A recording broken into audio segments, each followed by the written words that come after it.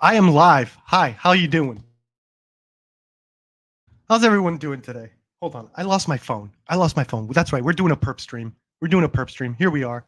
We're really out here. No one cares. I found my phone. Yes, I found my phone. Okay, so let me check, make sure I'm live because I like to be live. I like to be live when I'm being live.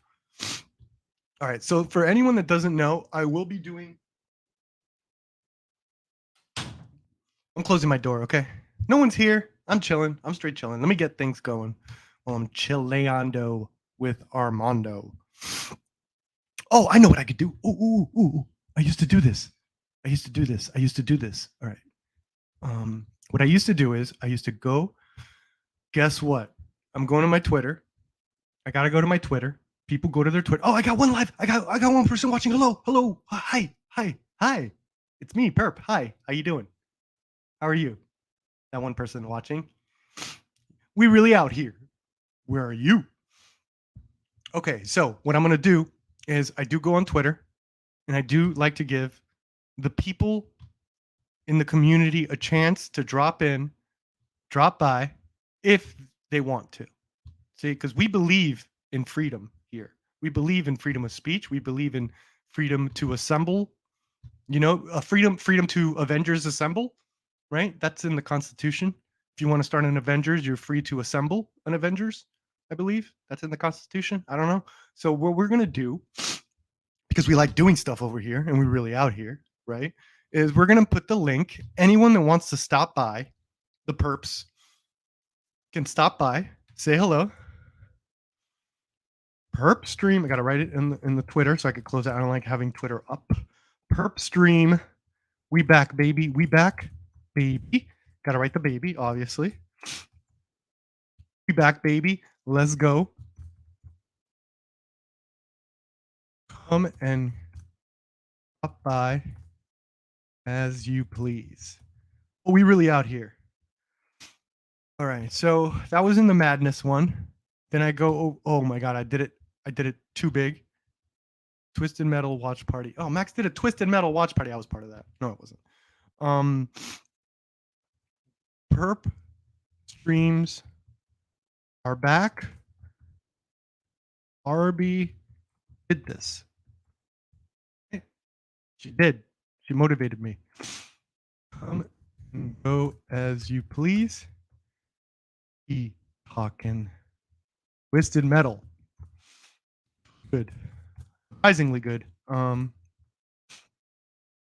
kind of knew. I was like, okay, this teaser that they did, which I did not enjoy the trailer or the clip. I was like, okay, they're hiding something. This has got to be fun. Resident Evil, Death Island. Let's say Mambo because that sounds cool. Death Island Mambo. That's what it should have been called.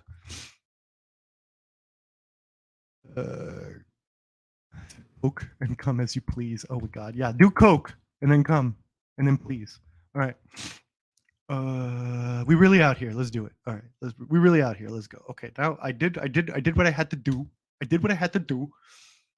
All right. So we got 4 people watching. What the hell? Bored. You're all bored. And if you're bored every day, that means you're boring. Okay? I don't need people watching me. I'm just killing some time. So, Resident Evil, right? Resident Evil Death Island came out, and that's pretty much the hey perp. Oh, look, I got my first guy. Thomas. Hey perp. Hello. Any Resident Evil fans here with the CG movies? The CG movies? Anyone? No? All right. Well, Resident Evil, the basically the Avengers of the Resident Evil CG movies just happened. That's right. We got Leon Kennedy, we got Jill Valentine, we got Chris Redfield, we got Claire Redfield meeting up for the first time in Alcatraz. That's right. Welcome to the Rock, where they get trapped and they have to fight off zombies. It is a movie. I believe the last CG movie, which was Netflix, was Infinity Darkness. Oh, you liked it? Yeah, I saw it. I thought it was okay. I haven't fallen in love with any of the CGs, but I do know what they are, and I do have fun with them, so I'm able to enjoy them on my own terms. my own standards, which is like I know I'm not gonna get like a Resident Evil. Resident Evil. It's not gonna be scary. It's basically gonna be action, just like the Mila Jokovic ones. Um, but I like them. I do. It's what I did to your mom. Oh, got him. No, I'm kidding. Yeah, it's Avengers. Avengers Assemble. Resident Evils Assemble was this new one, Death Island. Um, but I remember the last one, Netflix did it, and I thought it was going to be like I guess it is a show, but it's basically a movie they cut up into 20-minute increments. And I was like, oh, I thought it was going to be like a full on like whatever. Because I remember I cloned them. I cloned each episode. I recorded them, and then I put them together, and they were like, it's an hour and 30 minutes. So it's like it's basically a movie, but I guess they cut it up to little parts. I don't know why. It's just Netflix things, I guess. But yeah, I saw Resident Evil Death Island. It was fine. There's like there's another Leon motorcycle chase, and this one was better than the last one from Vendetta. Not Infinity Darkness, sorry. The one before that was Vendetta. Infinity Darkness was the Netflix that they cut up, and then Vendetta was the movie that they released as a full movie, physical copy and everything. I don't know if Infinity Darkness got a physical copy, but yeah, it was Resident Evil. It was fun. It was fun. I really enjoyed. Yeah, it was Jill. Ever since Resident Evil 6. Yeah, I think it was before Resident Evil 6. I believe Resident Evil 6 came out in 2012, and I believe the first CG movie came out in 2008, which was I believe it was Degeneration. Might have been Damnation. I confused Degeneration and Damnation all the time.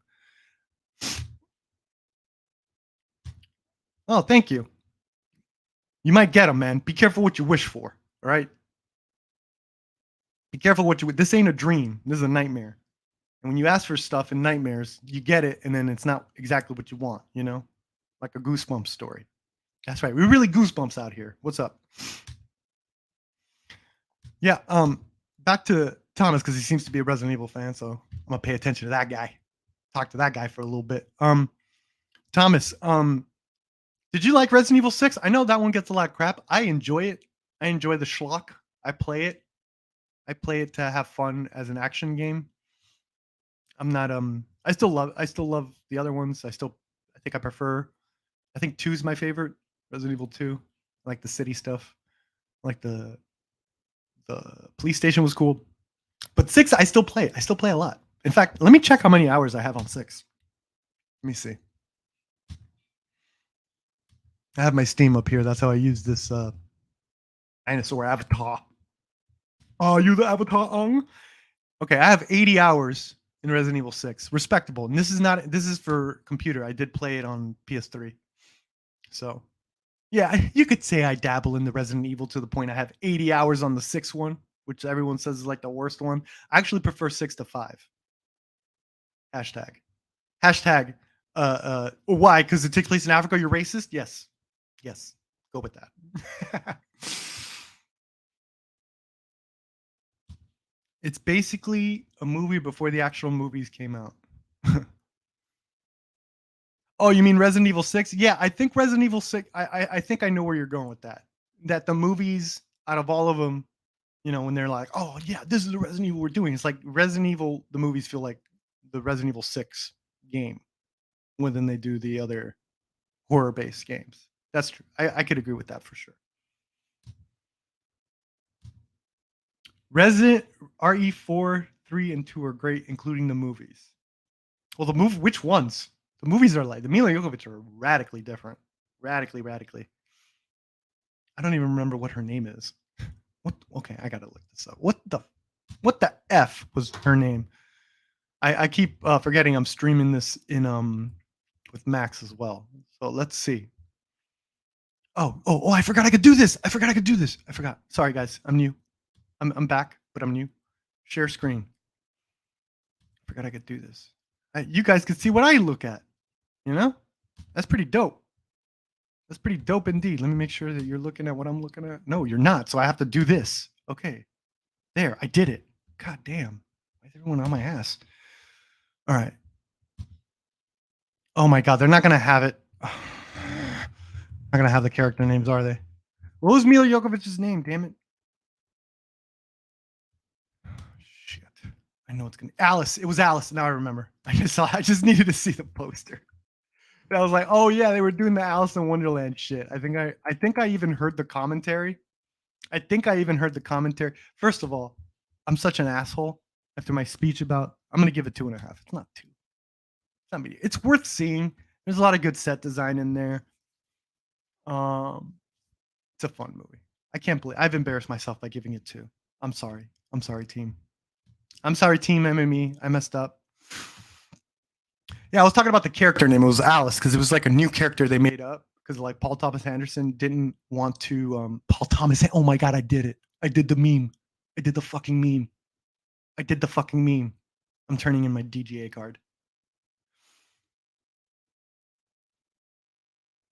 Have I seen live action movies? I've seen one or two live action movies in my life. Yes.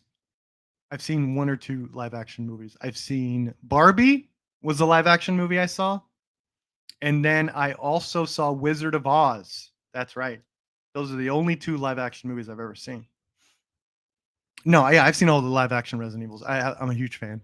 I'm a huge fan of the Resident Evil franchise in general, in all forms, right? In Paul Widescreen Anderson form, I like them. I like this one. I gave it 2.5. I was very embarrassed that I gave it two. I was probably trying to be a little film critic over here, trying to be like, I'm going to be as objective as possible. Resident Evil gets 2 stars. No, that's 2.5. Get out of here. Stop sniffing your own farts, perp. Yeah, I've seen all the live actions. My favorite, I would have to say, it's probably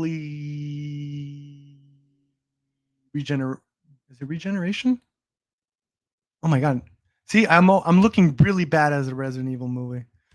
It's Revolutions, right? It's one of those. Retribution. Oh my god, I'm such an idiot. Yeah, this one's my favorite. I like this one. 2.5. Worth seeing.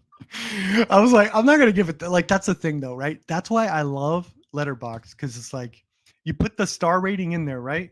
And then you look at what else you gave that star rating. You're like, oh fuck, dude, I can't give this the same rating as like Doctor Strange. No, you go down, baby. Yeah, Retribution was my favorite. I like them. I kind of like them all for guilty pleasures. I think they're ridiculous. I think they're really dumb.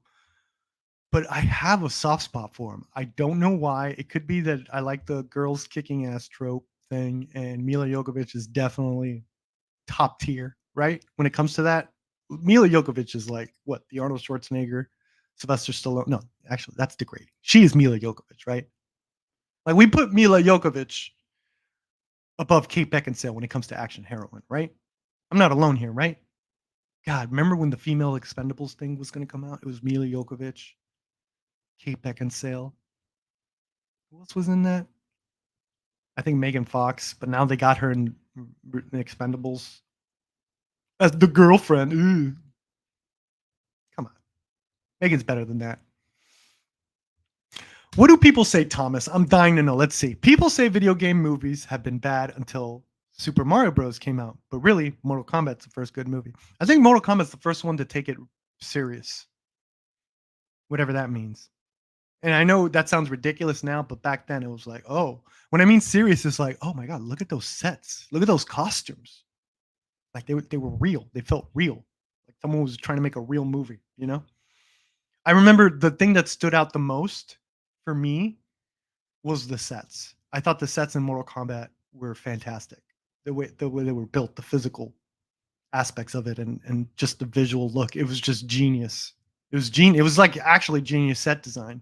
And if you look at I think Paul Widescreen Anderson. I think Paul W.S. Anderson is a natural when it comes to working with sets, or at least set designs. If you look at his movies, all his set designs are stellar, absolutely stellar. Event Horizon, get the fuck out of here. Tell me that wasn't one of the most amazing sets. A little derivative, sure, but they were doing their own thing with it. God damn, Event Horizon had amazing sets. Same thing with Mortal Kombat. What else? Resident Evil, like most of the movie was about the set. It was about getting into the hive, right? Like he put so much emphasis and and like character into the sets themselves, right? Where it's like, dude, this is a death trap in this lab. Blah, blah, blah, blah. Yeah, no, Paul W. Anderson is, I think he would definitely have been a set designer if he wasn't a director. Because that dude makes some awesome sets. Practicals too. I saw Monster Hunter. I don't remember anything that blew me away there in terms of the set design or whatever, the set locations. But the dude has a gift, has an eye for sets. I think that's why his movies are even visual. Like the sets really help out, and you can see it with his debut, Paul Paul W. Widescreen freaking Anderson's first movie was a movie called Shopping, with Jude Law, and someone else that's a name that I forget, which is basically about a bunch of kids that rob shopping malls by driving cars through them, and it's a very low budget, but it looks like a Luc Besson movie, early Luc Besson. It almost has the same color scheme as La Femme Nikita or Subway. If anyone's seen, no, not this MMA, no one's seen this shit. All right, let's go back to video games. All right, the characters in the movie is what made Mortal Kombat. Yes, I agree. That's one thing. Liu Kang, dude, likable guy. Like that actor, like they didn't give him anything, but goddamn, is that like likable guy? I believe he's a Hong Kong actor. I don't want to appear racist, but whatever if I'm wrong. I believe he's Hong Kong. I think what was his name? Damn, I used to know all these people's names. I forgot. Oh, Robin. I think it's Robin something. Robin Shao. Oh no, no. Combat with a K throws me off all the time. Stop it. Mortal Kombat. Yeah, Robin Show. Yeah, yeah. I've seen him in a couple things. I think he was in Black Cat 2, I believe. Yeah, Black Cat 2. Yeah, I've seen him in this. He was the bad guy. The bad guy. Good fight scenes. Yeah, Robin Chow, and dude, this guy is a really underrated actor too. I loved him, and he worked with Paul Widescreen Anderson again in what, in my opinion, outside of Event Horizon, this is Paul W.S. Anderson's greatest freaking movie. This movie is so much fun, and maybe this could segue to Twisted Metal because this is basically Twisted Metal. In many ways, is more Twisted Metal than Twisted Metal in terms of the plot point of like this is a game being played, right? And I think they changed it into this apocalypse thing for the new. This one is sort of dystopian apocalyptic too, but it's more not apocalyptic, dystopian, where it's like all these jails run these races with criminals, these death races for America's entertainment. I guess the whole world's entertainment. So this felt more. This has a kind of a plot line very similar to Twisted Metal, the original game. They changed the game plot line so it's not really a death race sort of thing. But it could get that. It could get there in other seasons where it's like we're gonna do a big game. It's called the Twisted Metal. It could get there. It could get there. It could get there. You like that? Did you guys like the new one? I wasn't a fan of the new one. I really wanted to like it, and I like a lot of parts of it, but by the end, and they're just like fighting. I was absolutely bored. I just don't like, dude. Don't intercut. One-on-one fights and you're intercutting. I'm just like, dude, this is so 80s. I don't like that. Like, I don't like that. I don't like the intercutting. Like intercutting is cool when you're like, okay, progressing. Let's say in an action scene, it's like this group needs to do this, so this group could do that, or that group. But if you're just intercutting between two people fighting, like not even two people, several people doing one-on-one fights, I'm like, bro, get the fuck out of here with that bullshit. Get out of here. Yeah, that new one did not do it for me at all. Maybe the first half, maybe when but I saw like all the cool parts where the trailer stuff, like Sub-Zero freezing the gun mid blast. That was so fucking cool. I wish I saw that in the movie for the first time, in the movie and not in the trailer. That was fucking dope. But yeah, Mortal Kombat, Paul W. Man, I'm here talking about set design because of Paul W.S. Anderson. That dude is very fucking talented. That dude is underrated when it comes to set design alone, without a doubt. Without a freaking doubt. But back to Thomas, yeah. Come on, Johnny Cage stole the show in the original 1995 Mortal Kombat. Like, oh my god, I remember I was in the I'm setting my age here. I was in the 5th grade when Mortal Kombat came out, right? I was in the 5th freaking grade. And I remember going to the theater expecting like this Carnage movie or something. And even though I knew it was PG-13, they were selling it in like video game magazines that I used to read back then. They would sell it. They're like, "Oh, it's PG-13, but don't worry, it gets really gory." And they did. There was this one magazine that did something really fucked up. What they did was, remember where Kano is eating in I think it's Shang Tsung's dining table, and he's eating like this big chicken thing or whatever. So the video game, they did this cover story in Mortal Kombat and how it's going to be for adults, how it's going to be all this stuff. And what they did, they had Kano pose with like the chicken drumstick, but they did it in a way that it looked like he was holding like a bone with a piece of flesh sticking out, like he just like did this fatality. And they said this is a Mortal Kombat for adults. And I was like, oh my God, they're gonna do fatalities, they're gonna be gory, and it's like PG-13. I don't know how they're gonna get away with the PG-13. I was in 5th grade, so I was like that, I don't know how they're gonna do it, but they're gonna do it. And it ended up being just him eating a chicken. And I was so like upset. But one of the things that surprised me was, oh my God, was Johnny Cage getting laughs. Holy shit, the theater was erupt. It was Ken. Ken first, it was exactly how everyone was reacting to Ken. Everything he said was funny and hilarious. They couldn't wait to cut back to Johnny Cage. Yeah, I remember being absolutely surprised with like, dude, this is a great comedy, according to the audience, because people were loving Johnny Cage. Yeah, Death Race. I think this could go into Twisted Metal. We're gonna wait for some people to show up. Maybe they want to talk about Twisted Metal. I don't know. Any of you guys saw Twisted Metal? I know the MME crew saw it last night. You guys see it? What's up with that? No, no one. Yeah. All right, motherfuckers. You better tell me you saw. What did you see? Oh yeah, we're talking Twisted Metal. I lost myself there. That happens here at the perp. That's why we perping. We perping. If we don't do anything, if we don't start talking Twisted Metal, I'm gonna move on from Twisted Metal and Mortal Kombat. I saw these movies too. I saw the Death Race sequels. Inferno. Where's Anarchy? Oh no, he's not in Anarchy. Boo. Dad, he did a movie with Moon Lee, Fatal Termination. This is the one. Oh yeah, yeah, yeah, yeah. Guys, this movie, this freaking movie, like you guys, oh my God, this has the most dangerous freaking stunt I've ever seen with a child involved, and the child did not look like they're having fun. Holy shit! I don't know if there's a GIF of it. I don't know if anyone's seen this GIF. This has probably the most problematic stunt I've ever seen in my life.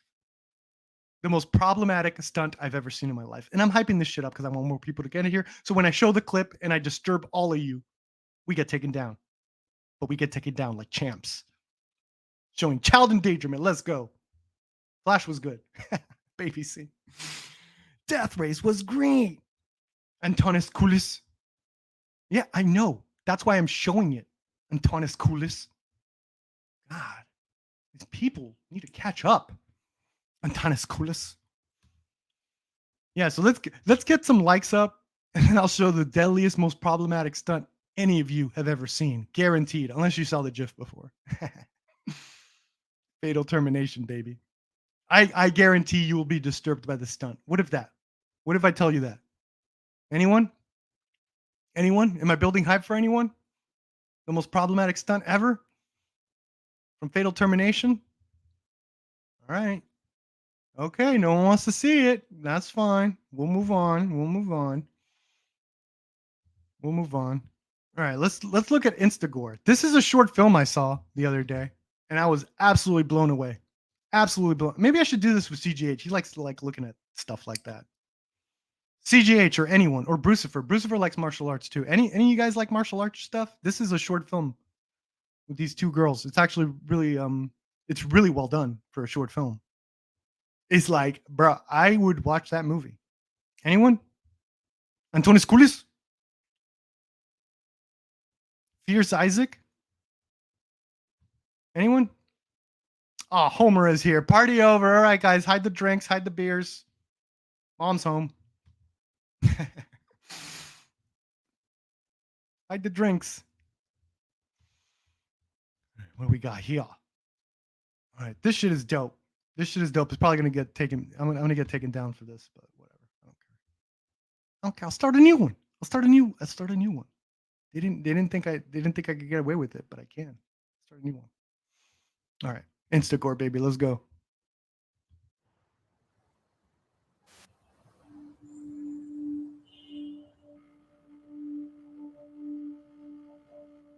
Y'all see this? I know white belt form. Sounds racist.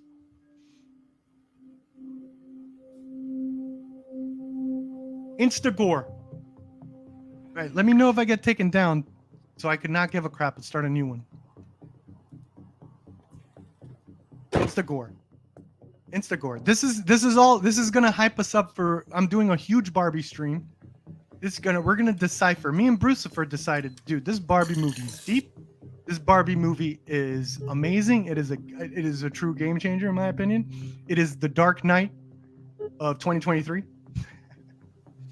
So I wanted to discuss this. I wanted to decipher. I wanted to go scene by scene. What does this mean? What does this mean? What does this mean? Because we got a lot of scared little boys out there need a little help. So me and Bruce are gonna help them out. Plus Homer might show up and show us her white belt form. Hashtag let's go. All right, so what do you think of this short so far? Pretty boring, huh?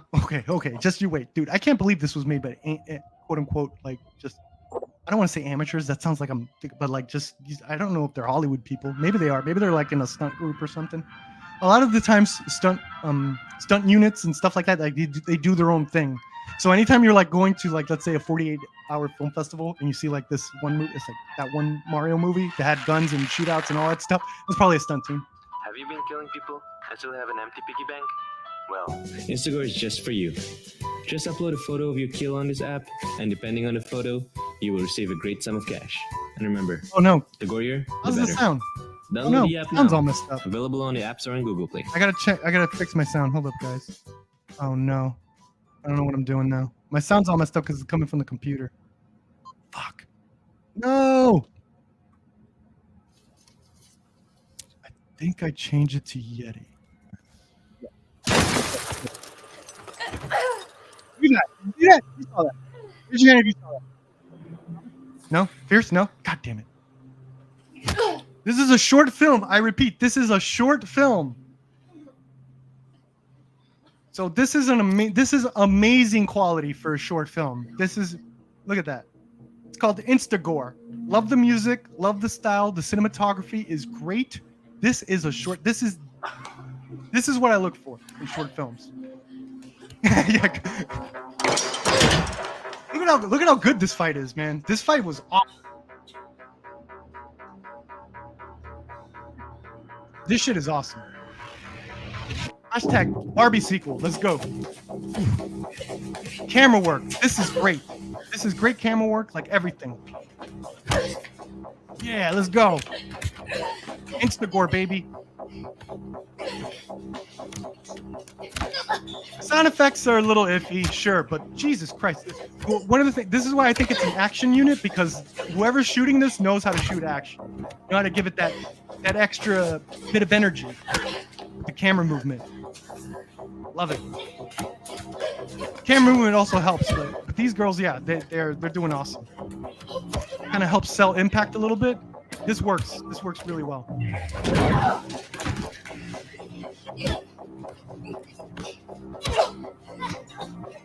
I think the choreography is kind of clever too. They have clever moments. Yeah, the sound. I would have done redone the sound. Maybe I'll help them out. Do some sound stuff. Oh, here's a lesson for all indie directors. Here, I'm gonna give you guys some advice for sound effects. You know, I did this when I was doing my indie shit. For sound effects, look through video game libraries in terms of like, you know how video games usually have like folders filled with all their sound effects. Look for the Arkham ones. Look for Arkham, all the Arkham Knights, all the Arkham Asylum, Arkham City. If you look for those sound clips of the punches. Holy shit! Like I think the Arkham games have some of the best punches in general. So a lot of people get sound effects from like, oh, look at, but if you don't care about like, you know, if you're not trying to sell it, if you're not trying to do anything, you just want to show people something cool, look at video game sound libraries, because that's where you're going to get the good shit. You're going to get a lot of good shit that people I don't know why they don't go for it. They usually look for other sound. Like I've seen some short films that use like the punches from Indiana Jones, you know, that big that thing. Those Indiana Jones punches that sound like cannonballs in Indiana Jones fist.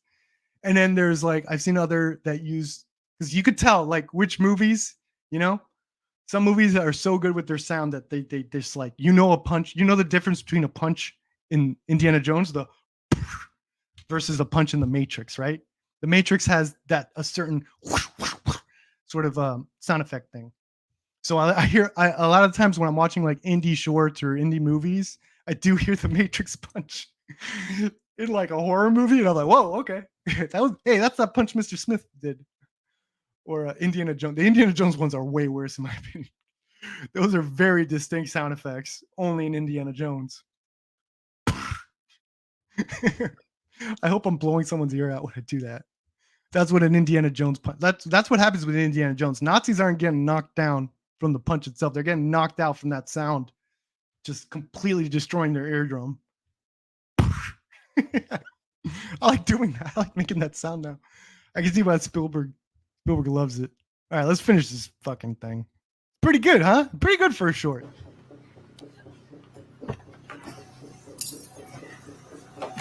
Ooh, come on, that works. This works, guys. This is really well done.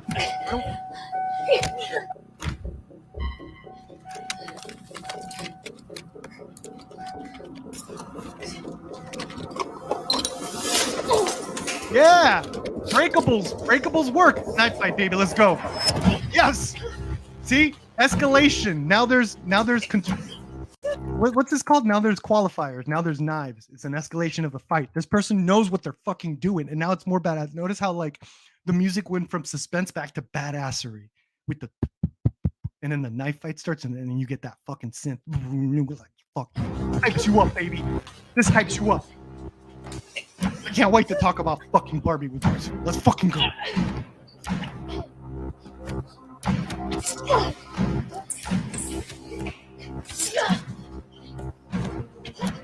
Yeah, I'm not even talking anymore. I'm watching because the choreography is freaking great. It's a little choreography. It's a little too choreography-like, but that's fine. I still think the moves are really well done, and these girls are selling it so well. Ooh! Ooh, let's go. Come on, this is good, guys. Ooh! This is good. I don't want to hear it. Oh! Shit. Fuck yeah. You know they got the raid. You know this is inspired by the raid 2. That last scene. That final fight in the raid 2. Oh my god. Oh my god. Dude, this is InstaGore, baby. Let's go.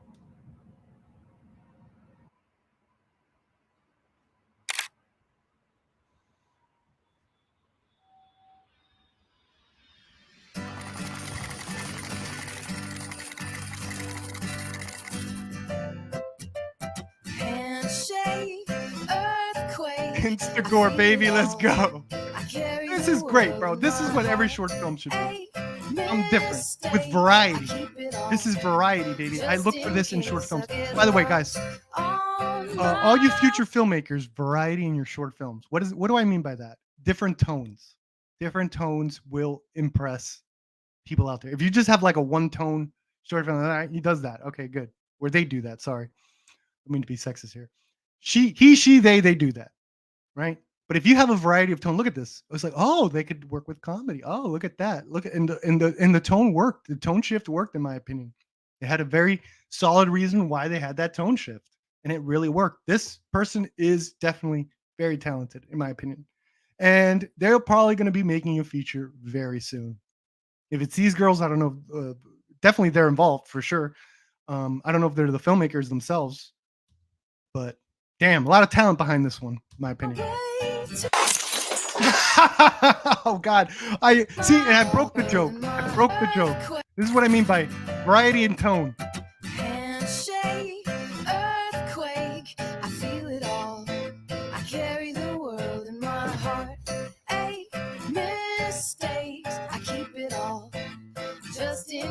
case I get lost on my way to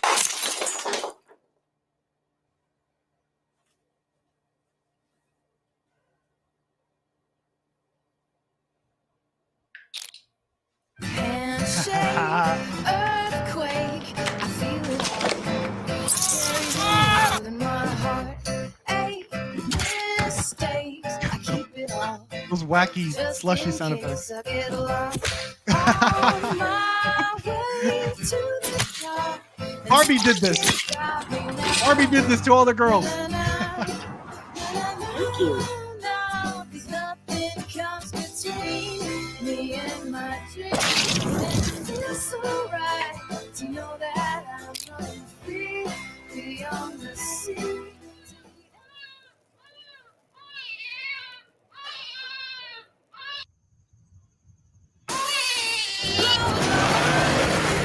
Oh my God, controversy. Barbie did this.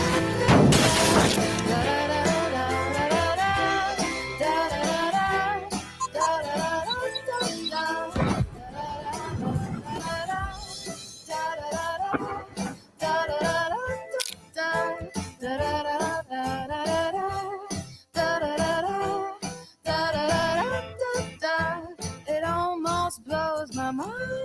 InstaGore. That was a wild 8 minutes. He's an Instagram bounty hunter. Yeah, I think that's the thing. I think that's the thing. All right. Whoever deals with the Give Rapture Zone show needs to get fired.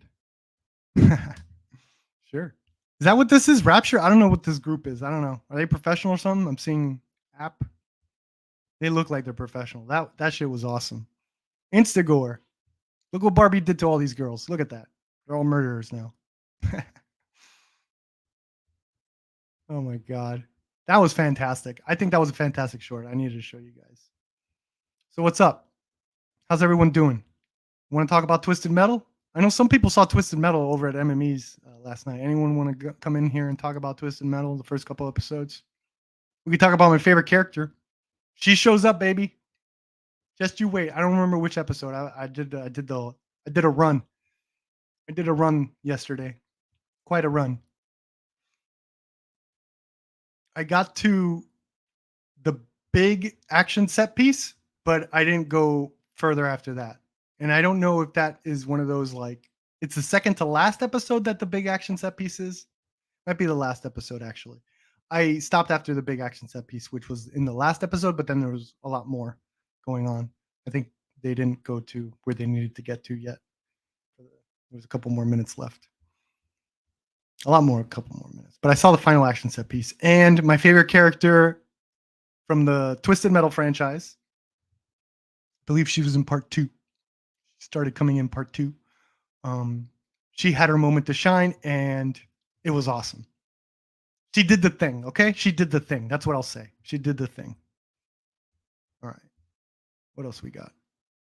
What else we got here? What do you guys want to talk about? I don't give a crap what you want to talk about. So I'll do it because I don't give a crap about it, but I'll do it. MME all the way. Let's go. Have you ever made an indie movie? Have I ever made an Indiana Jones movie? No, I never made an Indiana Jones movie. Sorry. No, I've never made an Indiana Jones. I didn't need to. Lucas did it for me because I probably would have done Aliens. I would have done it. Let's face it. Everyone here, if Crystal Skull didn't come out, and they all you give every Indiana Jones, what do you want to see? What do you want to see? I think a good portion would have been like, hey, Indy versus the Flying Saucers in the 50s is actually pretty cool. And then there'd be another group that's like Atlantis or some bullshit. But I probably would have been the group that'd be like, yeah, Flying Saucers. Yeah, aliens. That's cool. I like that. You know? A lot of people give a crap. No, I never made an Indiana Jones movie. Oh, have you ever made an independent movie fan film? It depends what you mean by that. I have not made a feature film. No. I've made tons of shorts. I was part of an anthology film with Daniels and with Phil Lord and we got to Sundance. So I played in a movie with the Daniels and Phil Lord. Barry Jenkins was supposed to do it, but then he got nominated for Moonlight, and he dipped. And then there was other great filmmakers too. Terrence Lance, if you know who that is. Terrence Lance is the guy that was attached to Space Jam. They got fired by LeBron James because LeBron James wanted to make a horrible movie and the guy didn't. Yeah, Terrence Lance was Terrence Lance. Yeah, so I did sort of a part of an anthology with these other filmmakers that got into Sundance, and then I've also had another short film play into Sundance. One of my first. Well, the anthology came after. I did a short film, got into Sundance, got the call. It's like, hey, we're putting together an anthology film. All these filmmakers are doing a little segment of a movie, and then I got to do a segment. I got to meet the Daniels, which was awesome. I debated them about Michael Bay. That was great.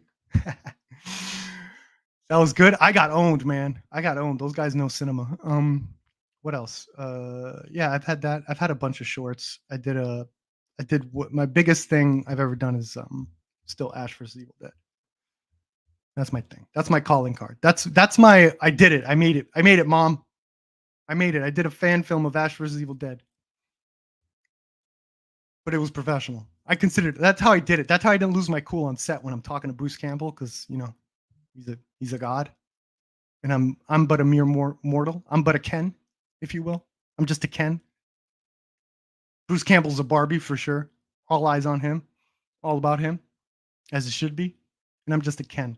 So a lot of times I did feel that rush of intimidation when talking to Bruce Campbell. Because if you look like an idiot, he'll let you know too. He'll make the joke. That makes you like, oh shit, I fucked up. All right, but so a lot of the times I just had it in my head. I'm just making a fan film, because I used to make fan films back in the day. With my brothers and cousins and shit. We did Evil Dead. We did Evil Dead in our backyard. We did a lot of Jackie Chan and Evil Dead movies, and John Woo. We loved John Woo back then. Yeah, I've done stuff. Okay, here we go. Name some movie sequels or installments in general that you love that others or most people hate. Well, I think my go-to for that, because at the time it was not well received, is Blade 2. But now, after Guillermo del Toro became sort of solidified, he's Guillermo del Toro, everyone's like, no, that's genius. But at the time, I remember I was one of the only ones defending Blade 2. But now, and even now, I think the tomato meter is super low on that one. So I'm going to go with Blade 2. I think. But is that cheating? You tell me. Atanas Kulis. All right. Thoughts on Rise If the Beast? Personally, I loved it. Well, I'm a huge Michael Bay fan. There's no surprise there. No, what's the surprise? Yeah, that didn't make sense. See, I sound like an idiot sometimes. You guys are gonna have to make do. I'm a huge fan of the Michael Bay films. I'm not saying they're good movies, but I personally love them, enjoy them. I understand why people don't like them. Trust me, I understand. But I personally I love them, flaws and all. I have fun with the flaws. I think they're funny. I think Mark Wahlberg being a Texas farmer is hilarious, and it'll never not be hilarious to me. And he just wants to not just that he's a farmer in Texas, but he's a farmer in Texas interested in building things, like in anything. There's not even a thing he wants to do. He just wants to build anything. Doesn't matter what it is. He wants to get rich with electronics to build something. It's so bizarre that I have to love it. But you asked about Rise of the Beast. Now, being a Michael Bay fan, I'm supposed to hate Rise of the Beast, right? Frankly, I think these new Transformer movies are using the name of Bay, the sort of the visuals of Bay, while trying to do their own thing, and I don't think that works. I think they need to do a full-on reboot, not try to fool people into thinking this is part of Bay, but then other people think it's not part of Bay. I think even the filmmakers themselves are very confused in the publicity of it when they're saying, yeah, it's part of the Bay universe, but it's not part of the Bay universe. It's like, it's a little weird messaging with what they're trying to do with the new Transformers. However, this new Transformers movie, I gotta say, I really enjoyed it. I liked it. I liked the character a lot, the kid and his relationship with Mirage. Oh my God, Pete Davidson's having quite I don't I don't want to say year because Bodies came out last year, but it's been within a year span, right? that guy's been, in my opinion, killing it. I've seen a lot of stuff where he's in that I've actually loved. So now I can officially say I'm a Pete Davidson fan. You know, I know people. I don't. I'm not even gonna say that. I don't care. I don't care what people think of him. I've liked the stuff he's put out. But yeah, I think the story of the boy, I like that guy, that actor, that kid. I liked his story. I felt for him. I liked what they were doing with that. I liked they showed his home life, him trying to get a job. And it's weird because that's also that was sort of the plot point of Transformers 3, Dark of the Moon, is Sam Witwicky is trying to get a job. But it's like, look at the differences and how they explore it. Like, Jesus Christ. But yeah, Rise of the Beast was good because of that. I thought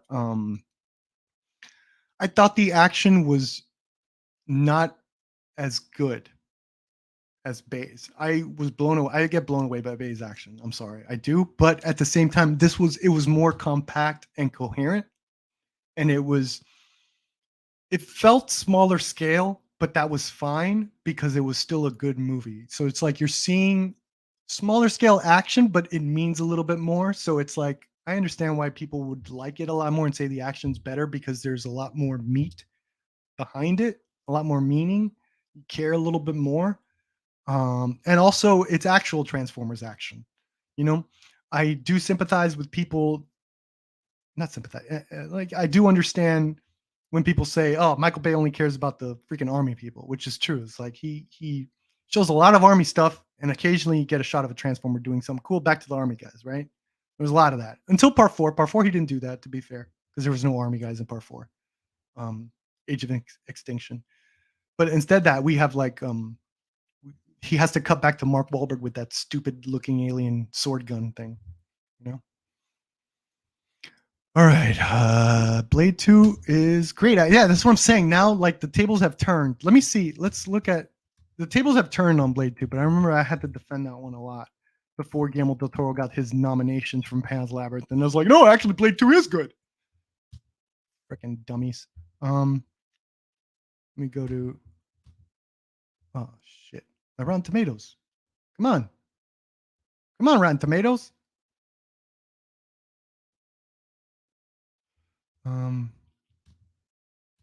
Nothing's working. All right. Come on. Come on. Oh my God. Did my ship freeze? All right, my ship froze. My ship froze. I can't do anything. I'm a loser. Leave me alone. All right. There we go. We're back, baby. Blade 2. Blade 2. Yeah, 57. I don't know. I guess I thought it was going to be lower. I guess it was just half and half. Audience score went up. Though Blade offers more of what worked in the original's plot and character development, appears to have left on the cutting room floor. I really loved Blade 2. Not responding. Oh, God damn it. All right. My internet sucks. Everything sucks. Close that. All right. Hi. Hi, everyone. I'm here. Blade 2 is great. Actually, oh no, that actually give me pause. I know people that I know a certain community that does that actually. And it gives me pause. Look at that. I'm paranoid. I'm a paranoid raptor. No. Best one out of the trilogy. I even enjoyed Trinity. In my opinion, it was fun. Trinity, I mean, Ryan Reynolds was good. But Trinity, the show was stolen by Parker Posey. She was amazing. My favorite part of Blade Trinity is a Blade Trinity joke, which is something people will pause at when you say your favorite part of a Blade movie. But when Parker Posey goes into that interrogation room and she goes, "Nice tattoos, Blade. Did they mean something?" And then she hates herself after asking that. She goes, "Stupid."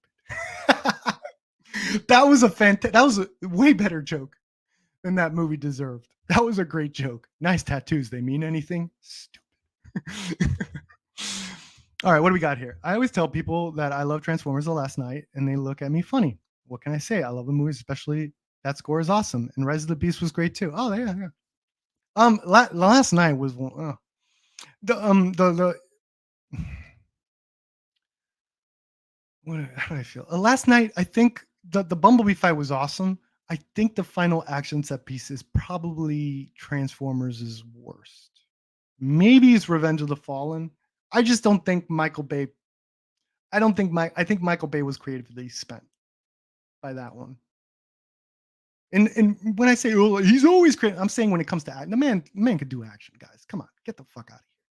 That freaking Dark of the Moon, that building slide and the all that stuff was incredible. Absolutely incredible. So and I think he knew that. And so if you look at last night, there's a lot of sliding in that movie. A lot of sliding. He just basically was like, I don't know what else to do. I don't have like a big. What was the big set piece in that one? I can't even think of it.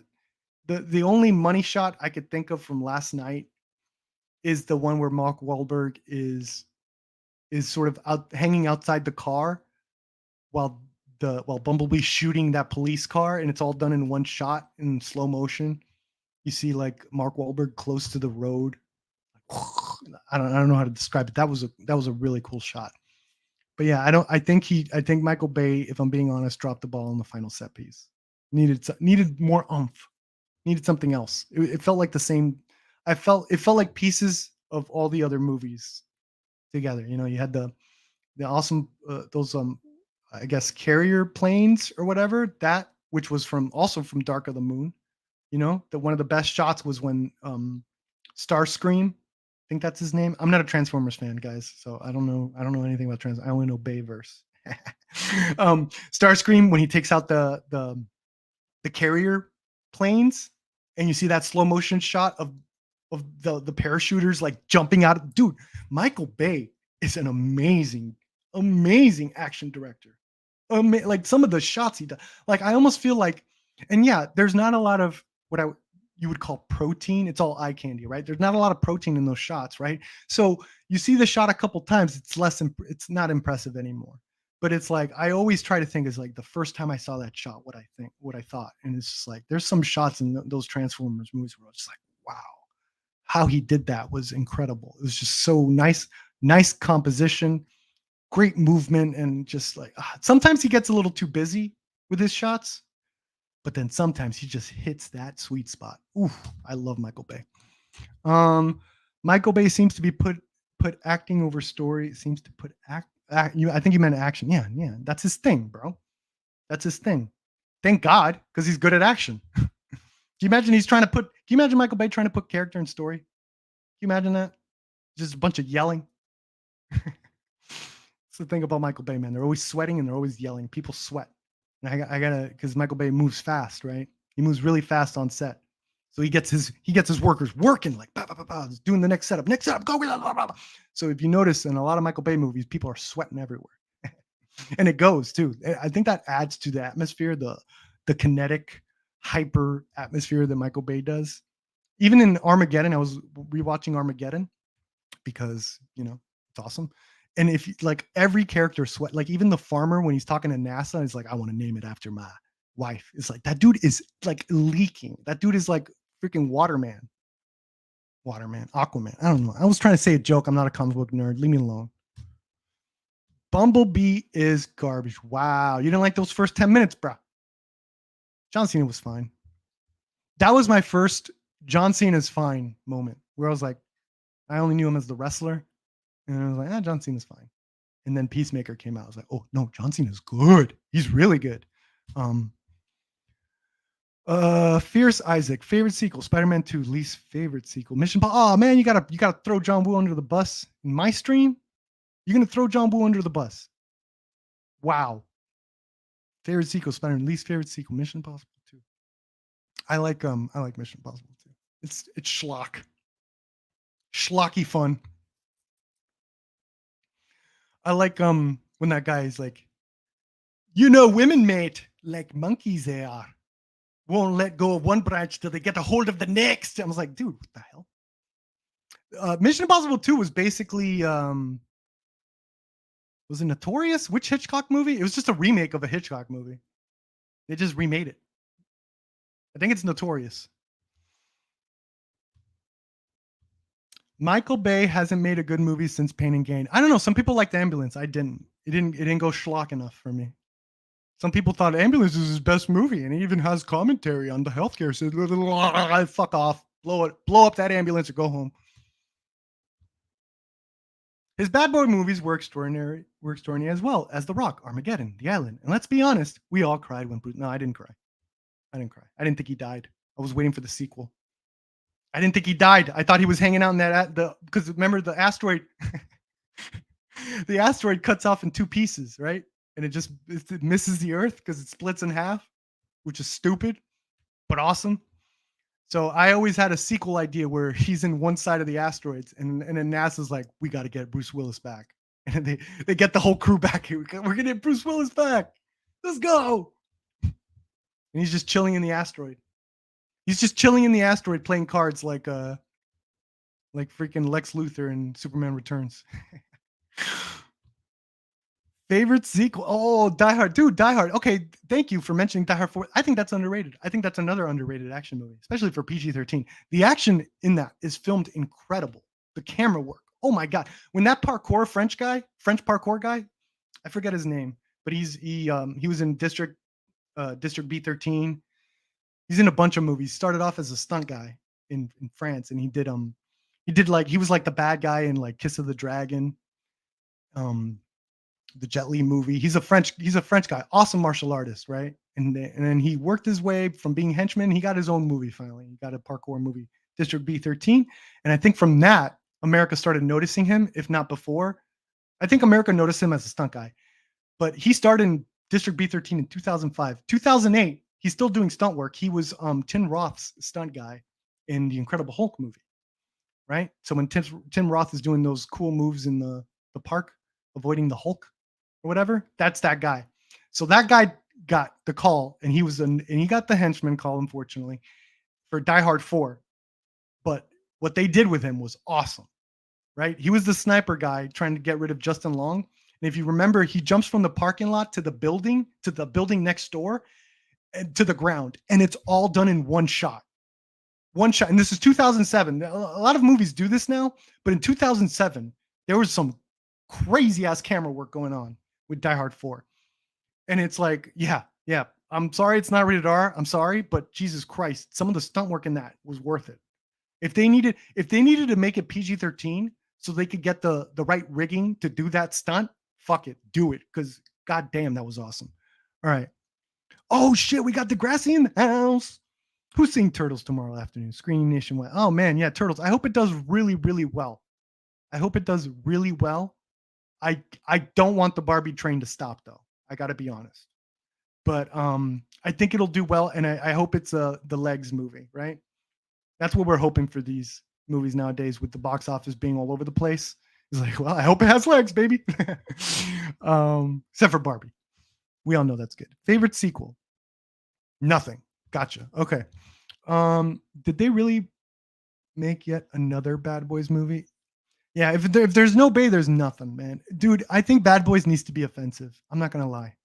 I think Bad Boys 2 is the blueprint. It needs to offend people. If you're not offended, read Roger Ebert's review of Bad Boys 2. We need that. He was like offended at the callous view of life in that movie. Like, it was just like, dude, this movie is just disgusting. It's just a disgust. Like when the funeral chase, when all the bodies are falling from the morgue truck or whatever, and they're just running it over and they're saying jokes. That's someone's grandfather, dude. No, but that callousness, that unabashed, just like fucking childhood mentality. Like, who gives a shit if we're running over dead bodies? We're chasing the bad guys and we're looking cool and being funny about it. It's almost exploitation. It seriously is. I would say Bad Boys 2 is a better. I got to think about this. Is a better exploitation movie than Kill Bill. Let's think about this. Is Bad Boys, okay, maybe that's a poll. Is Bad Boys 2 technically a better exploitation, like an ode to the exploitation genre than Kill Bill? Probably not, because it's Tarantino. And if it is, and Michael Bay, if it is, it's by accident, right? He probably thought these characters are really good guys. Oh my God. But Jesus Christ. I sometimes think about it, it's like, dude, if you're like a white nationalist and you're watching Bad Boys 2, that must be a nightmare for you. That must be an absolute nightmare if you're racist watching Bad Boys 2. You must be scaring the living shit. That movie scares the living shit out of white nationalists. It does. It's fucking good. Those guys are the cops? All right. Oh, here we go. I'm seeing Haunted Mansion. Bro, I saw one freaking tweet that got me hyped for Haunted Mansion. One tweet. It just needed one tweet. You know what that tweet was? Evil Dead for Kids. Get the fuck out of here. I'm there. Get the fuck out of here. All right. What else we got? Favorite sequel? Terminator Rise of the Machines. Least favorite, The Predator. Oh, The Predator is the Shane Black one. You know what the problem with The Predator was? It didn't take place in Christmas. Every successful Shane Black movie takes place in Christmas. Watch, I'm wrong, and it did. That motherfucker can't not make it take place in Christmas. Yeah, Terminator 3 was underrated in my opinion. Another underrated one. Maybe the final set piece, the final action set piece of them getting to Skydyne could have been beefed up a little bit. Yeah, actually, no, not maybe. It should have. Yeah, it needed a bigger set piece. But everyone sort of does the Cameron thing, right? They follow the exact same. We need to go to an industrial place for the final fight, factory or something. I don't know why they do that. Stop doing that. Thank you. But Jesus Christ, that crane chase, the crane chase was immaculate. 2003, I've said several. 2003 was the year of the car chase, low key, and no one understood it. You had Terminator 3 with that amazing crane chase. Hollywood Homicide. The only good part of that Harrison Ford, Josh Hartnett movie was the car chase, directed by the guy that did White Man Can't Jump, which was a great movie. So if you like that movie, check out Hollywood Homicide. What else? 2003 car chase. The Matrix had the motorcycle chase. Trinity, motorcycle chase. Bad Boys 2, I mentioned. Yeah, there was a lot of car chases going on. Hollywood wanted that, and I was eating good because I love, and I mean love, good car chase. Die Hard 4 is my favorite Die Hard film, actually, alongside Die Hard with a Vengeance. Yeah, Die Hard with a Vengeance is one of those movies where it's like there's no action set piece that really stands out. It's just the rhythm. Everything works so well, and the pacing is so good that you're just like, the whole movie is an action sequence. Technically, it's all running, it's all this. So there's not anything like too crazy outside of the surfing on a truck. I understand. Outside of, like, there's no crazy action set piece. And so because of that, my favorite action scene in that one is actually that car chase in the rain. I thought that looked cool. I love the idea of car chase in the rain. Yeah, but that movie's momentum just keeps it going, where you feel like another movie like this, if you think about it, not very minimal set pieces, but because of the editing, the rhythm, and the pacing, you feel like the whole movie is just one big action set piece, and that is Speed. Speed has amazing pacing. Amazing. It tricks you into thinking this is an action movie. And it has action parts, but it's not. It's just like phenomenal pacing with the thriller and a couple explosions. It's like boom. Fun fact: Michael Bay was this close to directing Speed, but he lost. He lost to Jean Debon. Jean Debon. And then I ask you, who's winning now, though? Where's Jean Debon at? Nah, don't do that. Yo, Perk. No, I'm not on Percocet, that dude. I'm not on Percocet. That dude Vince always does this to me. Whenever he thinks I'm on Percocet, he goes, "Yo, Perk," instead of Perp. No, I'm kidding. I don't know why I made that up. I'm kidding. How you doing, dude? How you doing? Haven't seen William stream in a bit. I'm a big fan of him and when they talk Star Trek. I'm not even a Star Trek fan, but I just love the way these guys, very passionate fans, talk about stuff. I do. I got stuck in the William loop, where it's like he's my guy now. I go there, even if he's talking about stuff I don't care about. He's in my loop. The first Die Hard movie is really good. Yeah, it's a solid movie. Solid. Look, you guys, have you heard the commentary to that? John McTiernan is a weirdo. Everyone says he says that his movie, he says Die Hard, and he said this in the commentary. Please correct me if I'm wrong. He said that Die Hard is basically a remake of A Midsummer's Night Dream. Okay. Way to stick to the source material, buddy. I love all movies, good and bad. Aw, Degrassi. So do I, man. I'm a Michael Bay fan over here. What you got? All right, what do we got? Die Hard came out of nowhere. My mom and I were Bruce fans from Moonlighting. My dad was not until he saw Die Hard. Damn. Yeah, it did come out of nowhere, didn't it? Dude, John McTiernan had is he the best action director ever, technically? Right? Who's the greatest action director ever, guys? All right. Let's hear it. Let's hear it, chat. Let's hear it. Who had a better run than John McTiernan in what is it? Predator, Die Hard, Hunt for Red October. What else did he do? Die Hard with a Vengeance? Yeah, maybe not. I guess it's just Predator and Die Hard is such a 1-2 punch. It's probably the greatest action 1-2 punch ever. We'll give it that. Ooh, A Good Day to Die Hard was pretty good too. It has a lot of issues and it was the weakest of the series, but sure. But it was cool seeing Bruce Willis as John McClane. I think that one lost me. It had I'll be positive. It had I like the cinematography. Looked good. Looked very pretty. Looked pristine, slick. High contrast. It looks slick. But no, I wasn't a fan of Good Day to Die Hard. I did like I guess I like that long dude, that freaking 50-minute car chase in Russia was pretty cool. It kept going. Holy shit. That was fun. I'll say something positive about that one. That guy, dude, that director, man, he had a really good movie.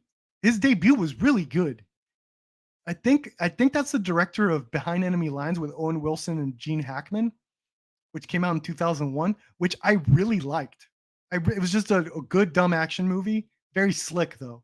Very slick. Love the slow motion stuff. I really dug Behind Enemy Lines. And man, that guy just hasn't done it for me since. He did the Omen remake. He did a bunch of other stuff. He did the Max Payne movie. It's like, bro, where's the Behind Enemy Lines guy, dude? Die Hard is a Christmas. Dude. I'm getting kind of sick of people saying that and think it's cute. I'm not gonna lie. What's your favorite Christmas movie? Die Hard. Haha. Bro, that's it. It's over. Stop saying that. Let's look for a new funny Christmas movie to say.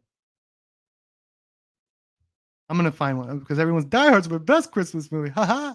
It's officially a dad joke, okay? So if you're not a dad, you gotta stop saying that shit. All right. No, I thought Die Hard was going anywhere. Tremendous sleeper hit. No one thought Die Hard. Oh, okay. No one thought Die Hard was going anywhere. Tremendous sleeper hit. I know, right? Basically invented a whole subgenre. Die Hard, Die Hard, Die Hard. And it's funny, man. It's really funny because it's all like Die Hard in a school, Die Hard in a submarine. That was the thing, right? And we're kind of seeing that again because The Raid is basically Die Hard, but with martial arts. So, and then after The Raid came out, what happened? Oh, like The Raid. We got to do it like The Raid. The Raid in America, The Raid in the school, The Raid in the, no. They don't do it like that, but it's still like The Raid is the go-to when it comes to references and influences. When I talk to action unit or when I talk to stunt guys, action guys, that's the go-to, because everyone has seen The Raid. So you're like, The Raid. I remember my friend was telling me he directed Dolph Lundgren. He was directing, let me see if I can find the movie. I think it's Female Fight Squad. My friend directed Female Fight Squad. I think that's what it's called. And it's one of those it's one of those Dolph Lundgren shows up for 10 minutes. One of those, right? My friend directed this. Hold on. Let me get to it. How do I share the screen? Oh, there. Okay. Yeah. Okay. Yeah. So Dolph Lundgren's in this, but he's only in it for. There's my friend's name, Miguel. Okay. So if you look him up, you know what school I went to. Okay. He's only in it for like 5 minutes, right? So he only got to work with him for a day. A lot of these movies, like that's why these guys do like freaking 40 movies. You notice they do like 40 movies a year. It's like because they only show up for one scene sometimes, and boom, that's it. That's all you need. You're on Amazon Prime. Go watch it, whatever. Blah. So he was only there for 1 day. So a lot of times filmmakers also need to really like take advantage, because you get really pissed off if you get Bruce Willis in your movie or at least you used to be, you get Bruce Willis, you get someone like that, or let's say an MMA fighter, You get them into your movie. You only have a day to shoot. A lot of the times they don't have enough time to do an action scene. So that's when you get the disappointment. It's like, how are you gonna have Arnold Schwarzenegger in your movie and not even shoot a gun? Right.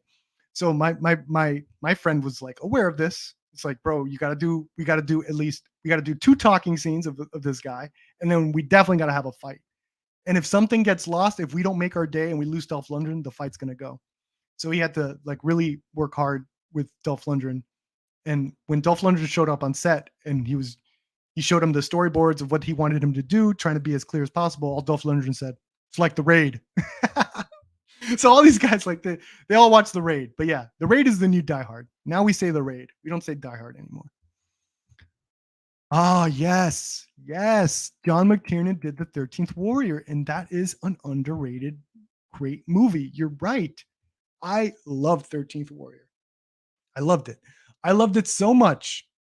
All right, Degrassi, I love 13th Warrior so fucking much. I read Eaters of the Dead, the book it's based off of, the Michael Crichton novel. I actually read that in high school. That's how much I liked 13th Warrior. I love 13th Warrior. A stickler. I'm an action guy. I'm an action guy. So I will say, final action set piece could have been a little better. Still very good. I love 13th Warrior. I love 13th Warrior. That was so fucking cool. That was the original 300 in many ways. Remember? Because 300 for me, what Zack Snyder did, what made it special, right? Wait, who were the good guys? They were the Spartans. Sorry. Okay. I'm bad with history. So the Spartans, it was like from their perspective. So it's how they were seeing things, right?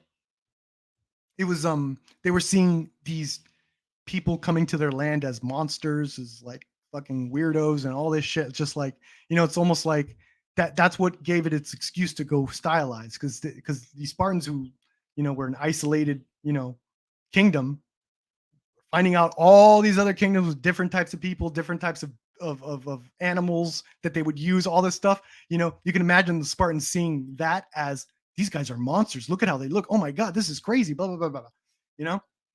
So I thought I liked that aspect of it. And I like that aspect in 13th Warrior, this idea of looking at the other side as which they technically were, but they weren't. In the book, they make it a little more, I believe if I remember correctly, they make it a little more supernatural, So, but I love that idea of if you're back in the day and you're from their perspective of seeing the other tribes, the other kingdoms as like monsters, and visually representing that is fucking cool. Fucking dope to me.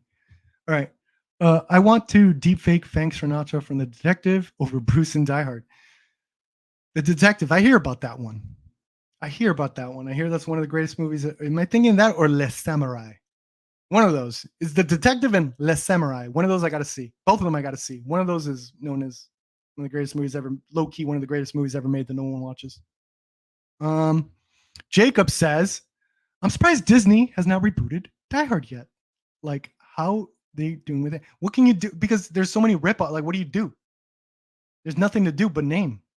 There's so many rip-offs. Like, there's nothing, like, again, as I mentioned earlier, Die Hard has turned to The Raid.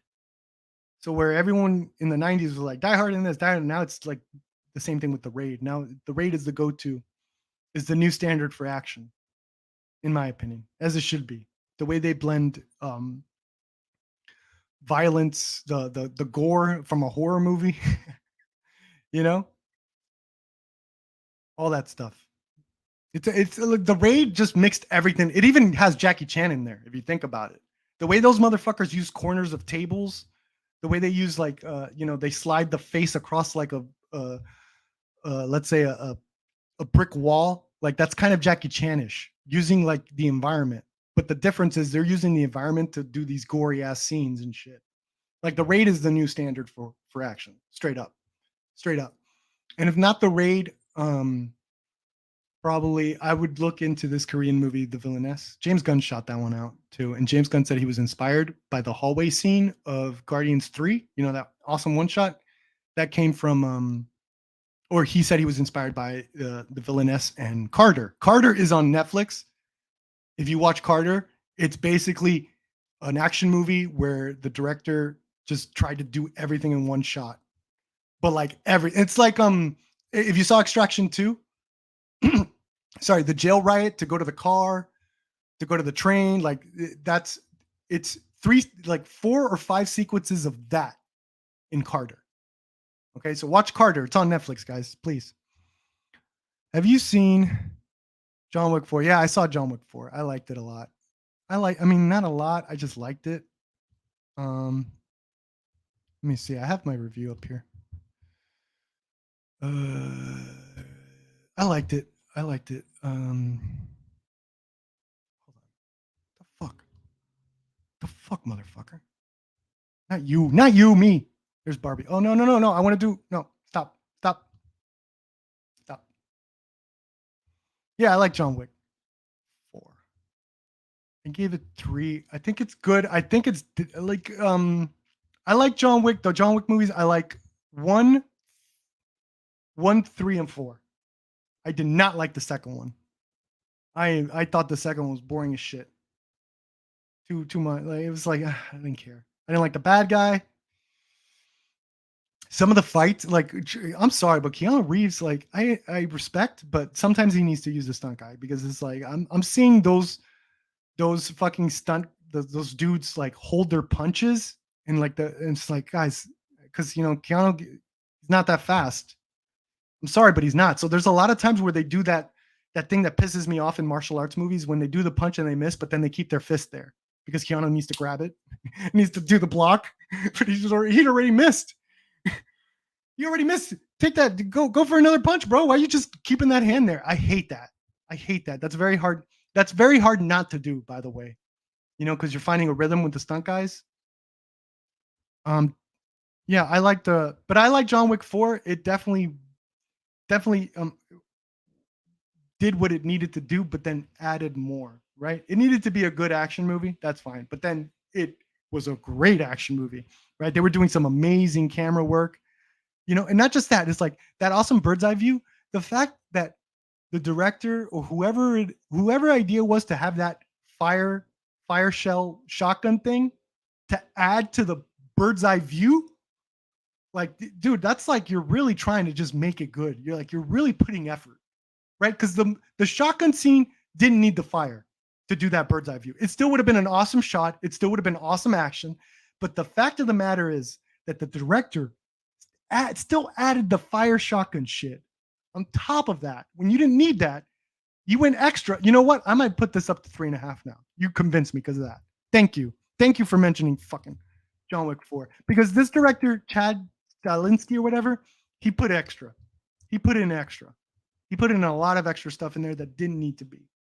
There's a lot of really cool choices in that movie. When it didn't need it. It didn't need it. It's already John Wick. It's already an awesome shot. Why are you adding fire? Oh, you're adding fire for our benefit, because it's that awesome. Because it's awesome, and it'll make it more awesome. Fucking badass. All right, the character that's not to play. All right, I'm done with Sinatra, bro. Come on. Yeah, I never seen. I don't think I've ever seen a Sinatra movie, to be honest. Maybe because Die Hard is rated R and Disney doesn't like doing rated R movies. Disney but they could always just create like a little like company, be the parent company of that company, and then release that shit through there. They can release whatever they want. Nothing Lasts Forever is a sequel to book that. Oh yeah. I heard about this. The detective is Die Hard guy. Yeah. I've heard about that. All right, I'm back. You brought me back, Degrassi. Congratulations. People think John Wick is dead. Yeah, I don't know. I mean, technically he did die. He'll come back though. Yeah, anyway, everyone could come back. Anyone can come back. They need a what else is there though? What else can he do? I don't know how they're going to bring him back. They need to have a good story. They'll probably just do another story with someone else. I don't know. There's no way Deadpool 3: A Night at the Museum will be rated R. I don't think Sean Levy is capable of making an R-rated film. Is that true?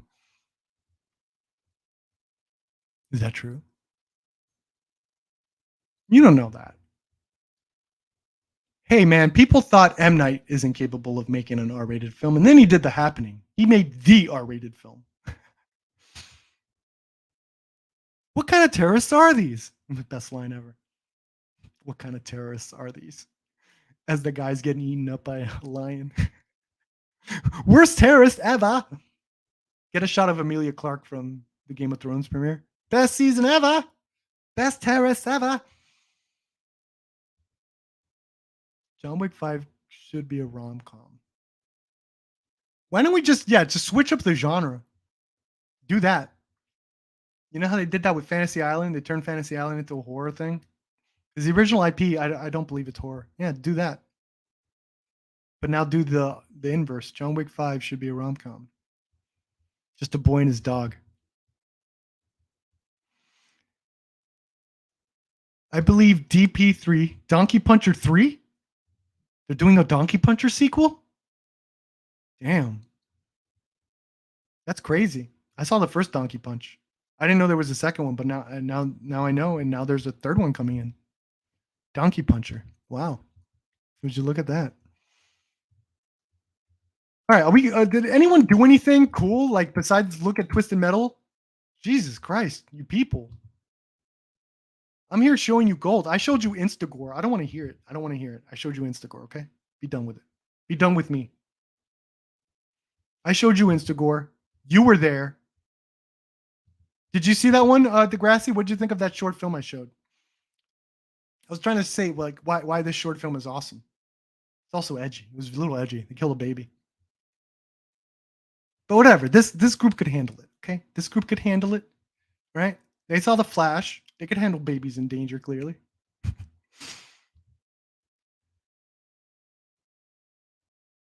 Oh, okay. So it wasn't a full-on genre switch. Hey, I'm sure there is a full-on genre switch, right?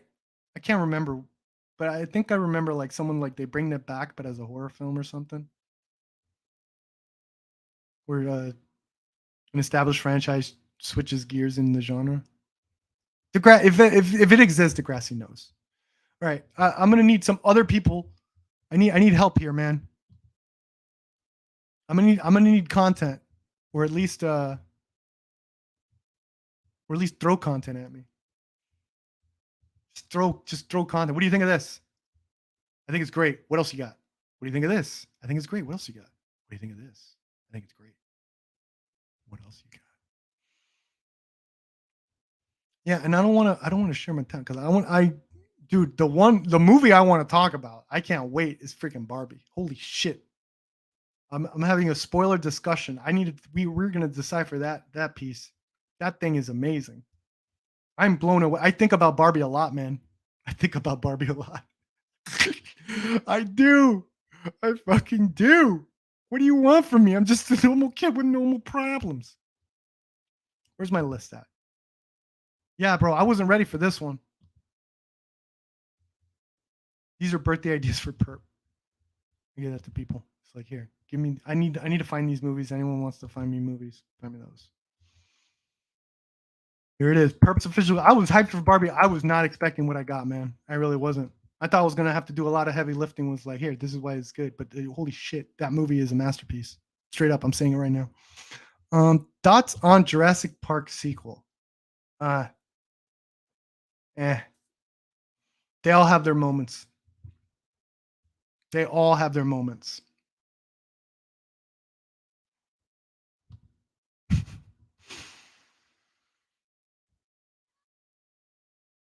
Yeah, seriously. I heard about that fart opera. Jesus Christ. Thoughts on dude, I haven't liked a single one of the Chris Pratt ones. Not one. Not for me. Saw them, paid for them. Not for me. They all had scenes that were okay. I guess. Just not. I haven't liked a single one. Lost World from Spielberg was fine. What else? Jurassic Park 3 by Joe Johnson. Not for me. But it does have that Alan. Obviously, I love that scene. Who doesn't? Hold on. I need to do a text, guys. Sorry. I'm doing a text. What other Jurassic Park movies? And the Chris Pratt ones, which I don't like. Just not for me. I'm glad people enjoy them. I'm glad they're making money. Just not for me. And oh my god. Okay, can we talk? Everyone talks about like the Bryce Dallas Howard and the high heels thing. That wasn't the dumbest thing. That was not the dumbest thing in the first Jurassic World movie. I thought the dumbest thing she did was when the pterodactyls are literally picking people up, and dropping. Who knows what they're doing with them? They're probably picking them up and just dropping them. That's horrifying. And Bryce Dallas Howard to find the kids. She's like, I need to get to higher ground, and like she's literally like jumping on top of what are those things called? Called like a little stand. She's jumping like on a stand, and like raising herself up so she could like those. She was like those pterodactyls should have got her, bro. It was like sticking like a huge metal pole up when it's like thundering and lightning. She was doing that with pterodactyls. I was like, whoa, oh my god. They better put the fart. Degrassi. You know what? Even though I'm the one that picked this comment again, I'm still mad at you. I'm mad at you for that. All right. Pretty good, actually. Another actually from Antonis Kulis. Yeah, no, Barbie was amazing. I thought Barbie was incredible. I think it's the Dark Knight for girls. and perps. It's the Dark Knight for girls and perps. Gerwig Bombach. I don't know who that is. Bombach? What are you talking about? Noah? Noah Bombach?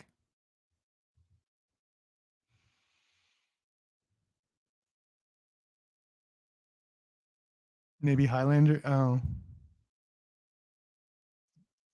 I should read these out loud. Sorry, guys. I'm actually like, this is what happens in real life, right? It's like I'm actually interested in what Degrassi has to say sometimes. Sometimes. I actually read it. There are only 2 Jurassic Parks. Oh, you're one of those. I'm usually not. Oh, you are. Yeah, you are now. You're one of those officially. I put you in that box. You're in the box, Degrassi. I'm not usually a purist like this or anything except for maybe Highlander. Oh my God, you are one of those. Highlander and Jurassic Park, get out of here. The Quickening? What's the worst Highlander movie? Endgame? There is a Highlander called Endgame, isn't there? We should watch that. Oh my God. All right. Let's trick Max into we're gonna do an Endgame stream and we show Highlander Endgame. Still going. Oh man, still going strong. You didn't finish. Your question. Still going strong, Perp? I am, Vince. Thank you. Because the Highlander, there could only be one technically. Yeah, they made them aliens in the second one. Ha ha ha ha. Highlanders are aliens, and Degrassi can't do anything about it, and that's really stupid. Everyone point and laugh at Degrassi for liking Highlander, even though now they're aliens and it's stupid. I'm kidding. I love Highlander. I think Highlander is for the 80s too. That felt so fresh and new. Like even the style. That was like the start of like, hey, let's hire music video directors, right? Degrassi, you're into this shit. Wasn't Highlander one of the first like examples? Like, yo, we should be hiring music video directors to do this shit. Look at the crazy camera shit they do, right? And that brought us Fincher and Bay and all that jazz. Oh man, I hope you like it, man. I hope you like it. There is a lot to unpack there. The ending obviously has some controversies. Me and Brucifer will be doing a spoiler discussion, because we think there's a lot of meaning in that movie. We think there's a lot of depth, and we wanted to unpack it and just talk about it. So we will be doing a Barbie spoiler stream today, 4:30 Eastern. Yeah, good. I hope you enjoy it, man. I hope you enjoy it. I loved it. I think it's a very special movie. I think it's the best movie this summer so far, easily. This is coming from a Little Mermaid fan. I loved Jurassic Park 3 personally.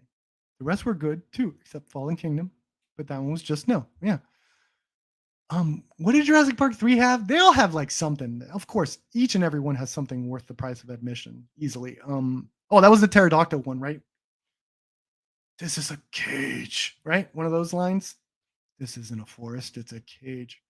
One of those lines in that one. Jurassic Park. Oh, got him. I have it on my Plex. Cool. Hold on. I got a question from Vince that I lost it. I lost the question. Can give you an invite, send me an email on Twitter. Oh, for what? For Plex? I don't even I forgot the context of this comment. Sorry, dude. My mind goes 100 miles an hour. Yes, see, McConnell was one of the first music directors to move into films. Yeah, paved the way. What's that, man? Highlander, and if you could tell, you could see it too, right? Like compare movies, like even,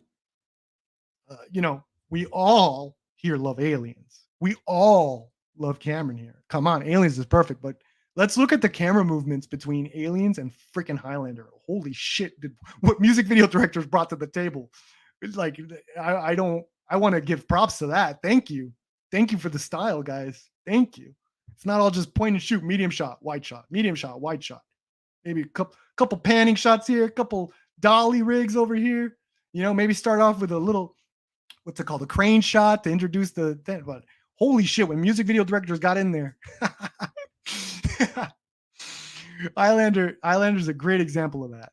I think even the opening scene with the wrestling and all that shit was fantastically done. Fantastically. And the editing too. It's not just like awesome camera shots. It's like very very offbeat editing too. Really, really cool. Really cool. I have a lot to unpack. Yeah, maybe. Some people get it. Some not some people get it, but some people are like, yeah. Like it spoke to them, right? I know a lot of people it spoke to. I saw it with my girlfriend. She was just absolutely floored. She was absolutely floored, and then the whole ride home tells me all like how she played with her Barbies and this and that and that. It was great. It's good. Yeah, but we'll talk about that in the Brucifer stuff when we're with Brucifer at 4:30. Oh, he has? I'm sorry. Sorry, Cameron. Which ones? You know who else made a awesome music video? Rennie Harlan. Deepest, bluest, my head is like a shark's fin. Deepest, bluest, my head is like a shark's fin. Man-made terror. Let me get the lyrics. I'm going to just read the lyrics. We're going in. Sorry. Degrassi did this. Deepest, my hat is like a shark's fin. Deepest, bluest. All right? That's how we do things here. Oh, my God. Oh, I wish I could play this. I wish. First of all, they actually have the lyric, UH. My head is like a shark's fin. Deepest, bluest. Man-made. Oh, I got the lyrics right. Man-made terror. Hungry jaws of death. All right. Better rap song. This one or the Godzilla Puff Daddy one? Come on. Let's hear it, chat. Let's hear it, chat.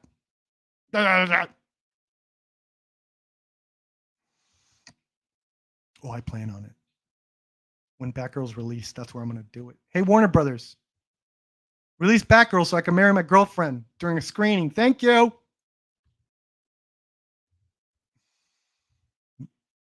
Mass Vigilante says Dragon. Okay. Did you know Deep Blue Sea was released? Are you kidding? Are you kidding? I did not know that. That is a happy coincidence. Man, there's magic in the air here in MME. All right, so in celebration of Deep Blue Sea coming out, Man-Made Terror, Hungry Jaws of Death, Y'all Don't Cross My Depth. I'm stupid. I'll pause your breaths. I caused you to say, I'm not gonna be able to rap it either because I'm gonna lose it trying to do the melody. I caused you to sink down 40,000 leagues, bleeding to death with no arms and short sleeves. My world's deep blue, killers gotta eat too. Looking for human flesh to rip my teeth through.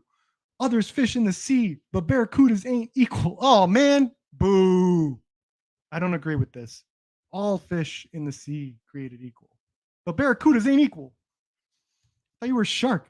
Other fish in barracudas ain't equal. What's he trying to say here? What's up with barracudas? I don't know. To a half human predator. Is that what the sharks were? They were half human? This dude is low key soft pitching that fucking shark show. Street Sharks. The half human predator created by a needle. Half human predator created by a needle. Jet Black, I think he's talking about himself, actually. He's not talking about, he's like a, all right, I'm done with this. All right, congratulations, Deep Blue Sea, you did it. All right, there. I'm not going to try to decipher this shit. All right. What else we got? The Last Dragon. Oh God, The Last Dragon. Oh my God, I remember The Last Dragon. Can you feel the rhythm of the night? That's where that song, dude. What a soundtrack! The Last Dragon. Jesus Christ. I like when my favorite part of The Last Dragon is when that kid was popping and locking to get out of the ropes. Holy shit, genius. Absolutely genius. And then they would cut to him. They would cut to him popping and locking, and the ropes were a little higher on his shoulders. That's great, dude. Oh my God. If I ever make a movie where that I have the opportunity to give a shout out to that scene, oh my God, I would do it. I would do it.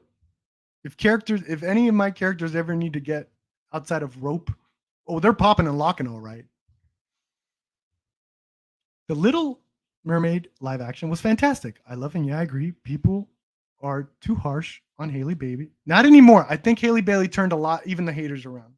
And like the I want to say good faith haters. You know? One of those that are not like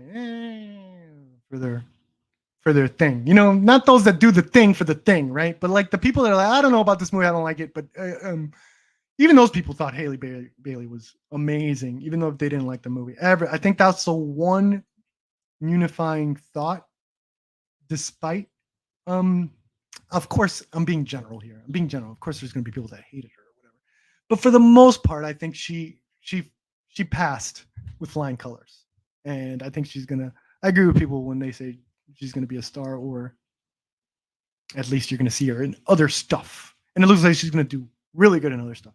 Because to me, what is the most impressive about Haley Bailey's performance is how they got it done, right? It's the environment she's in, what she had to work with, all the stuff they had to do, all the rigging, all the stuff, pretend to swim. She's fucking robot hands dragging her across a green screen or some shit, whatever it is that they did. And there's a lot that they had to do. And she still is able to pull off that performance is very, very, it's almost a miracle. I agree. Degrassi, you on Discord? Oh, you don't want Degrassi's Discord, Vince. You don't want a piece of that. You don't want that Degrassi Discord. He's gonna be sending you weird movies from the 80s. I'm kidding. Shark exploitation. Oh, okay. Do they have Noah's Shark? Do they play Noah's Shark? Get it? Instead of Noah's Ark, Noah's Shark. I'll only watch it if they do Noah's Shark. Do they talk about why all these freaking shark exploitation movies, why most of them don't even take place in beaches? So they have to come up with excuses for the shark not come out. It's like, oh, it's possessing this girl, and then they give the girl Dracula teeth. That's a shark movie. That's technically a shark movie. Come on. A lot of it, because shooting. I mentioned earlier I was part of an anthology movie that did Sundance. My short film for that anthology did take place underwater. And let me tell you, it's a short film. That was not cheap. That is not cheap and that's why one of the reasons why I did it is because I had access. I got access to the money. They were like, you do whatever you want. We're like, really? Okay. Can I do this? And they're like, yeah, we could afford that. So one of the reasons why I did is because I knew no short film does underwater stuff, like very rarely, right? So I knew my shit was going to stand out. It's because like, whoa, they got money to do a whole movie underwater, like through a ship, like a chase scene through a shipwreck and all that stuff and all this shit. So I knew my shit was going to stand out right away from that, because underwater is expensive and time consuming, And we literally had our crew get seasick twice where we had to return back to shore, And then eventually we had a system where anyone got sick, we would have another boat come pick up the sick people and take it back, so people that are not sick could stay there and continue shooting. Again, very, very costly to shoot in water. Very costly. So a lot of these shark exploitation movies, they don't have that money, dude. They don't even have the money I probably had for my short film. So they have to work around that. So a lot of the times it's just like, a girl's going to hang out on the beach. She's going to go in the water, maybe one scene in the water, but for the most part, they're trying to get the shark out of the fucking water so they don't have to shoot that expensive. I hope does the Sharksploitation documentary address that little issue with Sharksploitation movies? Because that'd be really fun.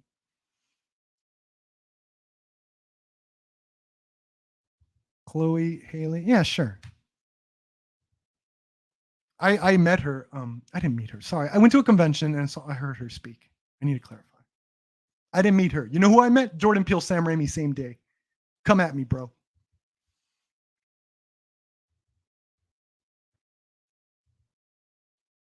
Samir, Haley is incredible. Yeah, dude. It was again. I always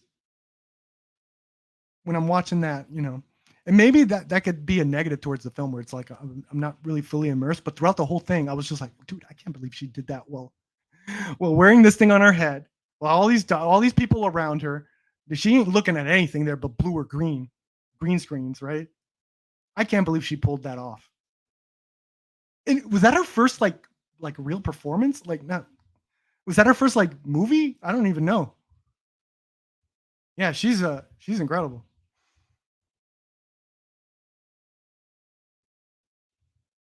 I do have a Discord, but I never use it. It's time to come out of retirement, Degrassi. It's time to John Wick it. Headshot 80s movie. Headshot 80s movie. You're gonna come out of retirement? Yeah. John Wick 4 was good. Hey, let's see if they have. Do they have Twisted Metal? I got to see Twisted Metal. I finished. Dude, I did a huge binge Twisted Metal yesterday. Back to back. Those things are like 30 minutes too. It's awesome. So that shit was a lot of fun, man. Oh. Boo. Everyone's like, well, Letterboxd it's a show, it's not a movie. No, they have fucking shows here. That's the thing, though. That's what's weird about it. They put some shows and not others. Like Copenhagen Cowboys is my favorite show so far this year. They have it on here, right? Yeah. Yeah. Yeah, this is my favorite show so far, and they have it on here. They don't have the fucking Twisted Metal show. What the fuck? I want to talk about it. I want to rate it. I want to review it. I don't like to use Twitter when I'm on here because then you'll see. Watch, I'll prove it to you. Watch that. I'm gonna get on Twitter and I'm gonna see something interesting after seeing your DM and then stay on there. And then I'm silent and just looking at shit. I hate having Twitter open when I'm streaming. Let's go. Oh, okay. All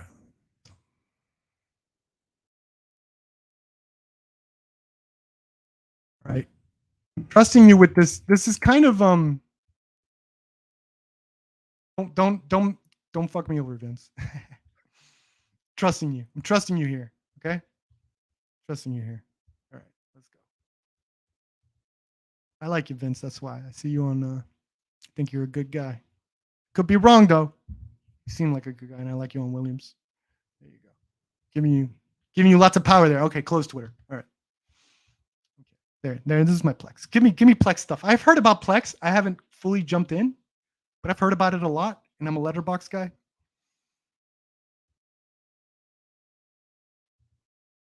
Nothing is more interesting. Okay. Sure. Cool. So what's up with Twisted Metal? Anyone else see Twisted Metal? Let me get some Twisted Metal. See, I had to jump in on. Download the app. Download the app. Plex. What is it like a social media thing? Connect with movie lovers and stuff. That's what I like about Letterboxd. I've like seen some stuff. Like I do have a Plex thing on my like a Plex app. And I do see movie. I saw a crazy movie on Plex. I actually recorded it, but I don't have like an account or anything. Here, I'll show you what movie I saw on my fucking Plex. Oh my god. I could only oh my god, I put Plex in Letterboxd. I'm a fucking moron. Oh my god, I'm so stupid. I am so stupid. But look, here's the Plexlix. Oh, Plexlix. It looks like I said Plexlix. Plexlix. Saw this movie. This is Don't see this movie. Do not see this movie. This is a super extreme horror. It shows everything, and I mean everything. And look, I could, if you could see here, It was only playing at Plex, so that's why I got into Plex for a little bit, because I wanted to see this. This is a very extreme horror movie. I think I reviewed it too. Yeah, I did. There's my review. I gotta go. Because it's a very extreme horror movie, dude. The shit they show in this thing, oh my god. No, don't. Okay. But yeah, I got into Plex because of that one. Yeah. So sometimes I have to sign into like different types of I want to see a certain movie. Oh, fun fact, this movie, okay, so there's this horror movie called Found, right? It's about a boy. It's actually a very mature serial killer movie. There's this movie called Found, right? And it's about a boy that he finds out his brother is a serial killer, his older brother, and he's like kind of freaking out about it, and he loves his brother and his brother loves him, and it's like this weird like sort of relationship. It's actually not like, it is violent, but it's not about the violence, if that makes sense. Okay. And the ending is truly haunting. So in that movie, Found, there's a scene where the boy is looking at a horror film from the 70s called Headless. And it's a fake movie that the director for Found did because he wanted to sort of have this boy look at a 70s movie where the killer's doing something similar to what he thinks the brother is doing.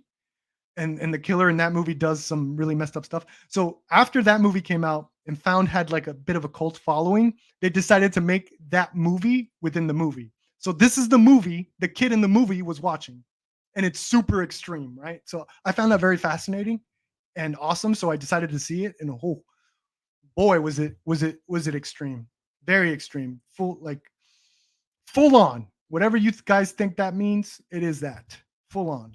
It's full on what it is. All right, so where was I going with this?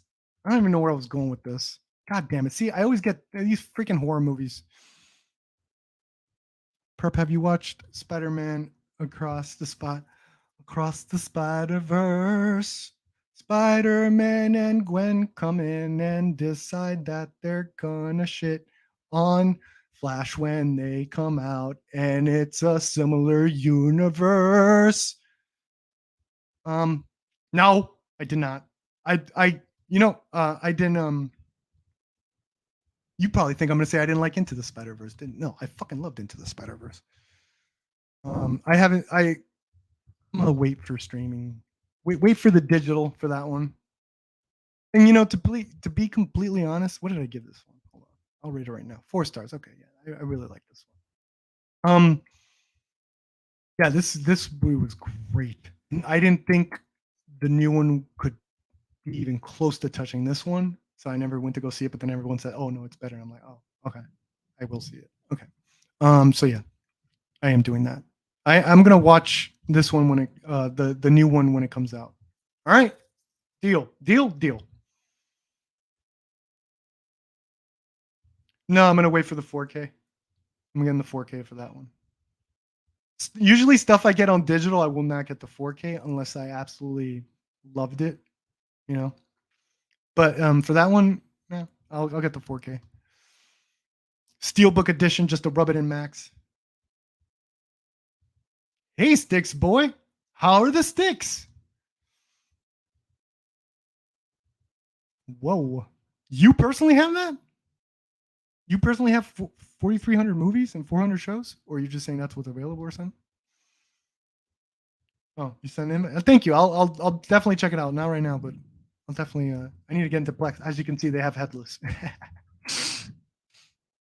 Obviously, I got to check it out. Yeah. Yeah. In case you guys haven't noticed, yeah, I am in a position where I'm going to be doing a couple of these streams. Not as much as last time.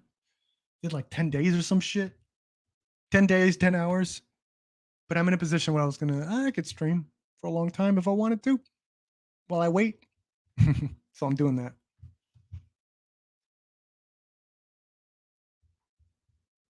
Wait, so you personally have that much?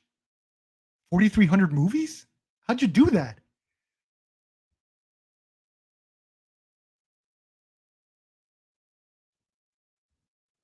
I have no idea what's going on because now you're saying this. I want to tickle the tail.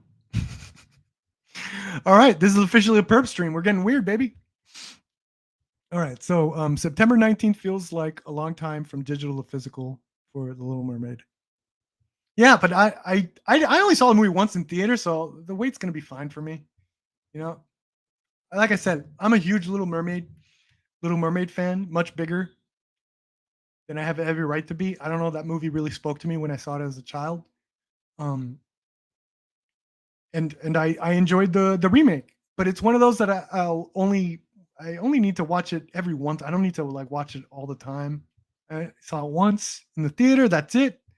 That was enough for me. And then I want the 4K to have it because it's it's my favorite Disney animated. So I want that 4K live action, and I'll watch it every once in a while. I'll probably watch it more than the animated one for the rest of my life, though. I will say that. I will say that, even though I think the animated one's better. I'll still watch the animated one. I think I'm gonna watch the live action one more from here on out in my life. So that's nice. That's nice. I liked it. I really did. I really liked it. And here's a controversial thought. If I do listen to music, I'm gonna go back and forth. There's gonna be some songs I liked in the animated, some songs I liked in the live action. So I think it's a win-win. I'm glad that movie exists. I'm glad it barely profited. It looks like that's what it is, right? Barely made money, right, Degrassi? I don't know. Correct me if I'm wrong. Still underperformed, still bomb. I don't know. I believe last time I checked, it did fine, or not fine, but did it made money back, even if it's little. Oh, you go. Okay, I gotta check this Plex thing out. I don't even know what it is. It's like every time like I get new information, I was like, wait, I don't know what's going on again.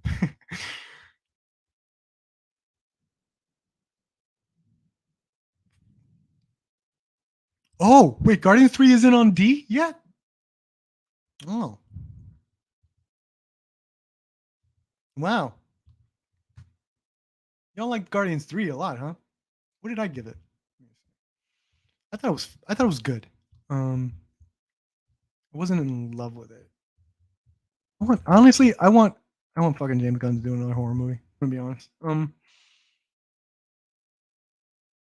my god, shut up.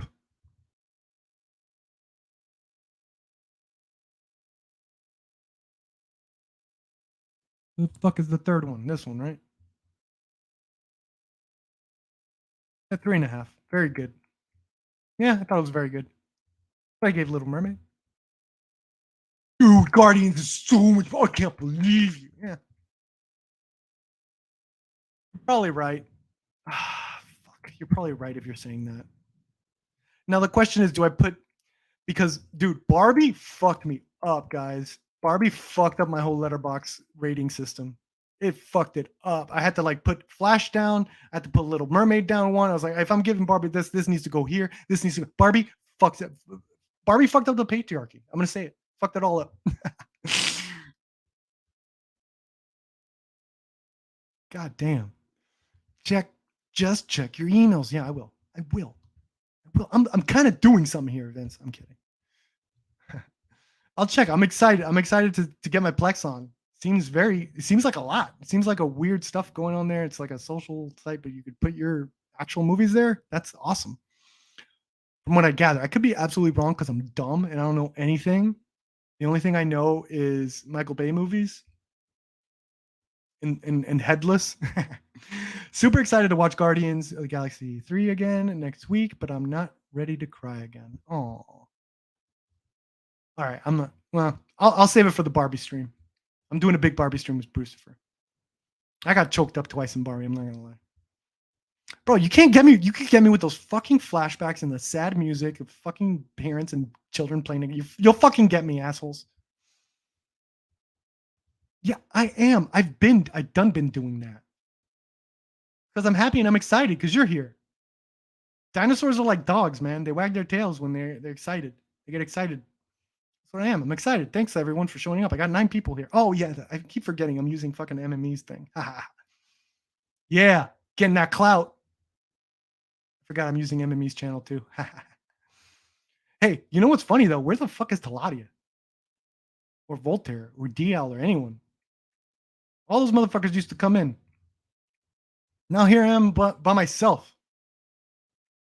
My tail being leered at by Vince. The male gaze on my tail. Hey, I'm a person, Vince.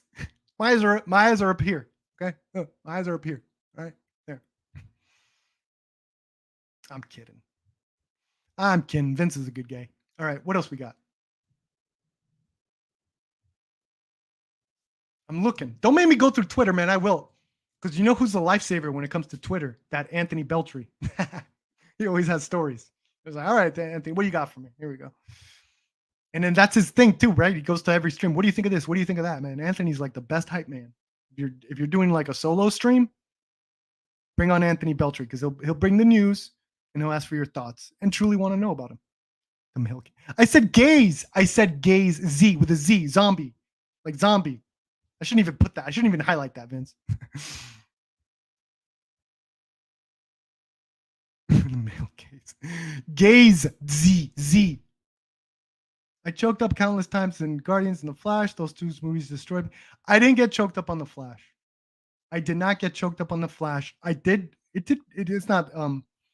It rang true to me, but it wasn't enough. It needed to keep going and maybe a setup, maybe a better setup. Maybe one more scene with the mom, something there to add to that. But it was emotional. Yeah, I could see people digging that.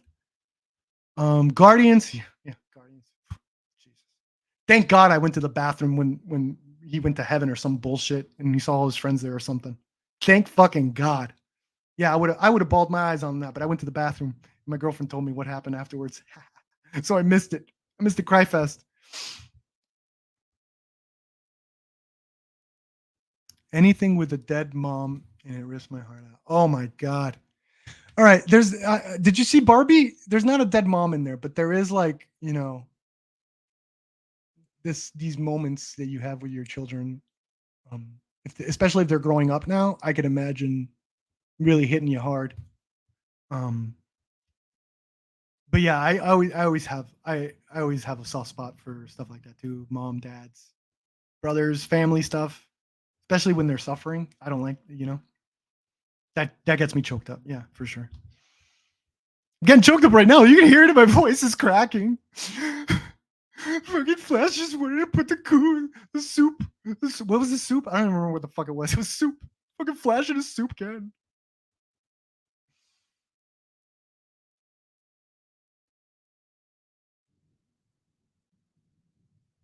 I don't understand what you're saying here. Atones Kulis. Not this time, kid. Maybe some other time. Batman's Endgame moment for sure. What? Oh, Batman. Michael Keaton. Okay. Gotcha. Yeah. I didn't cry for Flash. I own a steelbook of On Base, dude. So do I. They're doing a comic book run for a sequel to Army of Darkness. And I think they're doing the future deleted ending with the drops. Where he takes like this magic drop and then he wakes up in the apocalypse future. I think it's the sequel to that. So we're going to possibly see a apocalyptic Ash. There's been a couple franchises that has tried, hey, what if the sequel we went apocalypse? And I think one of them was Blade. I think in the third movie, there was actually at one point David Goyer, the original plan was to do Blade where the vampires did in fact win. And now the world is an apocalypse and it's just Blade. I think there was rumors of that happening at one point. A Blade movie where the vampires won. Maybe they'll bring that back for the Marvel one. You know? No, they can't because then all the superheroes are dead. Bro, if they do that, oh my God. Blade's the only one. That's how they reboot, kill all the superheroes. Or they make all the superheroes vampires and Blade has to fight them all. Oh my God. Get the fuck out of here. Bro, imagine how much stock that puts in the Blade character. That's what we need to start doing.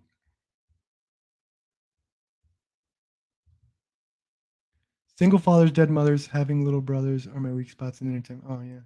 Based. Love it. I think I need loved ones. I get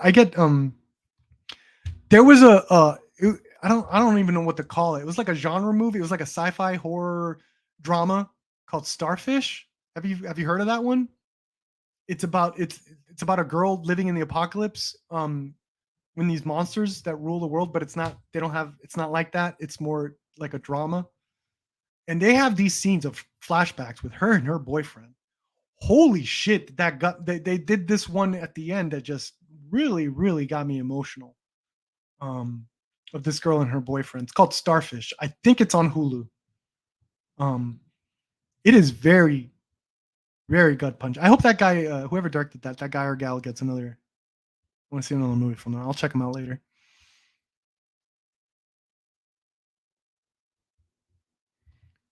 I haven't seen Dial Destiny. Unfortunately, the trailers did not wow me. Not that every trailer needs to wow. I didn't see anything in the trailers that made me want to go see that in the theaters. I'm waiting for digital. I'm excited to see it for digital. Because I heard a lot of people I respect actually liked it. Well, I mean, I respect their opinions. You know who didn't like it though? My bro. How much did he not like it? How much did my brother not like it? He walked out. And that was like, okay, I won't see it in theaters. And he likes other stuff. He was also, he's not into the nerd stuff that we're into at all. Like, no, he has no idea what's going on out there when it comes to this shit. He's not into Marvel. He's not into any of that. Every once in a while, he could watch a Marvel, like if it's like the perfect Marvel movie, I'll recommend it. You know, like it was like Infinity War. You want to watch that, right? Yeah, I know. Yeah. Yeah, he walked out of Indiana Jones and was like, don't bother. He's like, I couldn't take it. I was like, oh man, damn. But my favorite Indiana Jones is easily Temple of Doom. I think the last 30 minutes of Temple of Doom is as good as Indiana Jones has ever been. And apparently will ever be. Maybe I disagree. Maybe Dial of Destiny does it. Temple of Doom was incredible. I love there's so many memes. And on top of the memes, the final 30 minutes is so exciting, so fantastic. Every type of action you want. You want a little bit of suspense. You want a little bit of martial arts. You want to chase. Everything you love in action is all in those final 30 minutes of Temple of Doom. And it's as good as Indiana Jones has ever been. Definitely better than the last 30 minutes of Raiders, I'll tell you that much. Maybe not. Is a car chase in the last 30 minutes of Raiders? I don't know. The third act of Raiders is an absolute travesty to me. Yeah, I'll say it. I'll debate anyone on that. Everyone knows what I'll say. That there's no hiding what the big critique of Raiders of the Lost Ark is, right? Not with this crew. Oh man, I've seen only 2 Tyler Perry movies. And I ended it with that because I loved one and I hated the other one. So I was like, okay, it's all even. We're good. I don't need to see another Tyler Perry. I didn't like the first Medea. I saw the first Medea in 2005. I didn't like it. I thought it was like, man, the music was like every time a R&B song would drop, I would laugh like it was so funny. It was hilarious. It was so out of nowhere. But then I saw Tyler Perry's For Colored Girls and that gutted me. I thought that was brutal, and I was just like, "Whoa!" It's just like, it's almost a type of torture porn too, emotional torture porn. Where I was just getting hit with so many fucked up plot points. I was just like, "Whoa, this is awesome!" And I thought the acting was really good. I thought the story was really good. The cinematography worked. There's some problematic stuff in there. That I'm like, whatever. I acknowledge that, but move on. Yeah. So For Colored Girls Who Dreamed, I don't remember the whole title is based on a play. But I really like that one. Did not like Medea. The first Medea. I'm gonna check out maybe as a Halloween goof. I'll check out all the Medea Halloween movies. Maybe do a watch party. Huh? Medea Goes Halloween. We'll do it. Best indie action sequence is the minecart chase in Temple of Doom. Yeah. And you know what? You know what kind of sucks? Is that you see once everyone tells you the model work, kind of see it. You know, I think the VHSs with like how grimy they looked is like they hid the effects a little bit, and now with these crystal clear Blu-rays, I'm seeing Short Round's doll in a mind, I'm like, oh man, kind of they got to do something about that. I don't know how to fix that because there is an immersion break sometimes because of that crystal clear Blu-ray. I got to tell you, everyone's like, oh, like Blu-ray, but Blu-ray has hurt some of those 70s makeup from horror movies. Oh my God, Blu-ray has destroyed the application lines in horror movies across the globe. Absolutely. There, boom. Oh yeah. Oh my God, you're so cool too. I'm not being sarcastic. Like, yeah, Vince is gonna go smoke a grit too. He's probably like, dude, what is it about? Like, that's the thing with why does cigarettes look cool on film? Seriously, they do. They fucking why? Why the fuck is Joker like smoking so much? He looks fucking dope. When Joaquin Phoenix when he would smoke, what is it about it that looks cool?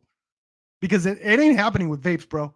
I saw a movie where if you see Possessor, the Cronenberg's son, not David Cronenberg, the other one. The Possessor movie, and all these characters are vaping, and it looks so stupid. I don't know why. I don't know why smoking looks so fucking dope on film, but vaping, it looks exactly what vaping is. Stupid. Can someone talk to me about this? Don't make me do it. Don't make me show you. Look, here. I'll show you. I'm gonna fucking you're in Perp's world now, people. You're in Perp's world now. All right. Let's see. I got a video here to best illustrate this shit. I won't even play the music.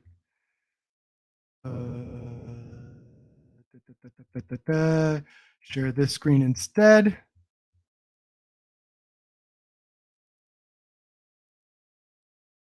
Where's my shit?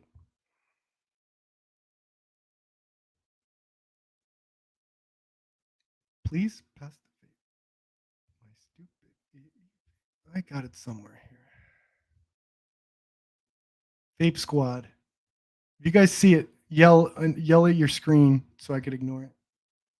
Something with vape. Oh, God, now my joke's not funny. When you gotta set this shit up from before. Possessor vape. I'll just write po.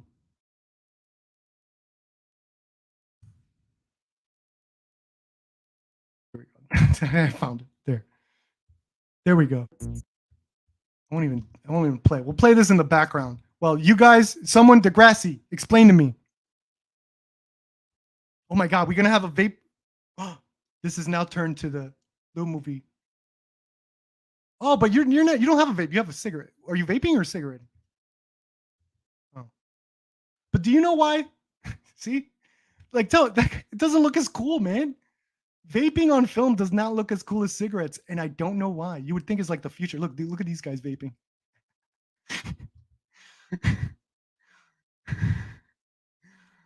And that girl's vaping does not look cool on film. I'm sorry.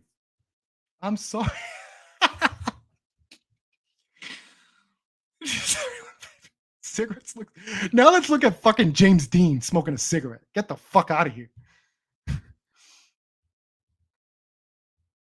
Vape.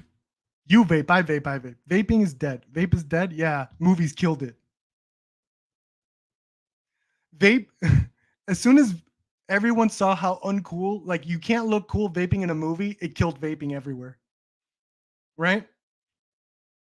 And then vaping had its revenge. It's like, oh, Hollywood's going to kill us? Fine. And then vaping turned to AI. Wait, why is this playing? Get out of here. No, they're playing the whole fucking movie. Get out of here. I'm going to get copyright struck. Get out of here. Yeah, vape is just an extension. AI is an extension of vape. It's vape's revenge. Like, oh, you don't like electronic cigarettes? Fine. I guess we can't be electronic cigarettes. I guess we're going to have to be electronic screenwriters, motherfuckers. Come at us. And that's what happened. That's the story of AI.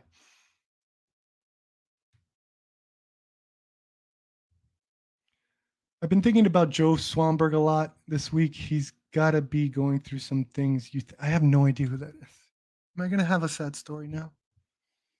Who's going through what? Both are not cool to me. JS, but to each his own. Oh, no. I'm saying it looks cool. I'm sorry, but it does. In visuals, in film, I know it's not cool. No, cigarette smoking in real life is not cool. I'm saying in film.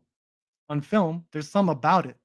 There's a visual pleasure I get from it, and I don't know what it is. And it work. And I think a lot of people do get it. They think it looks cool. I don't know. It's like breathing fire. They think characters are breathing fire or some shit, but it looks cool on film. Specifically, I'm talking on film specifically. There's something about it, right? I don't know what it is. Oh God, Mumblegore. Okay. Yeah, dude. She was a part of that Mumblecore. I thought she was part of Mumblegore.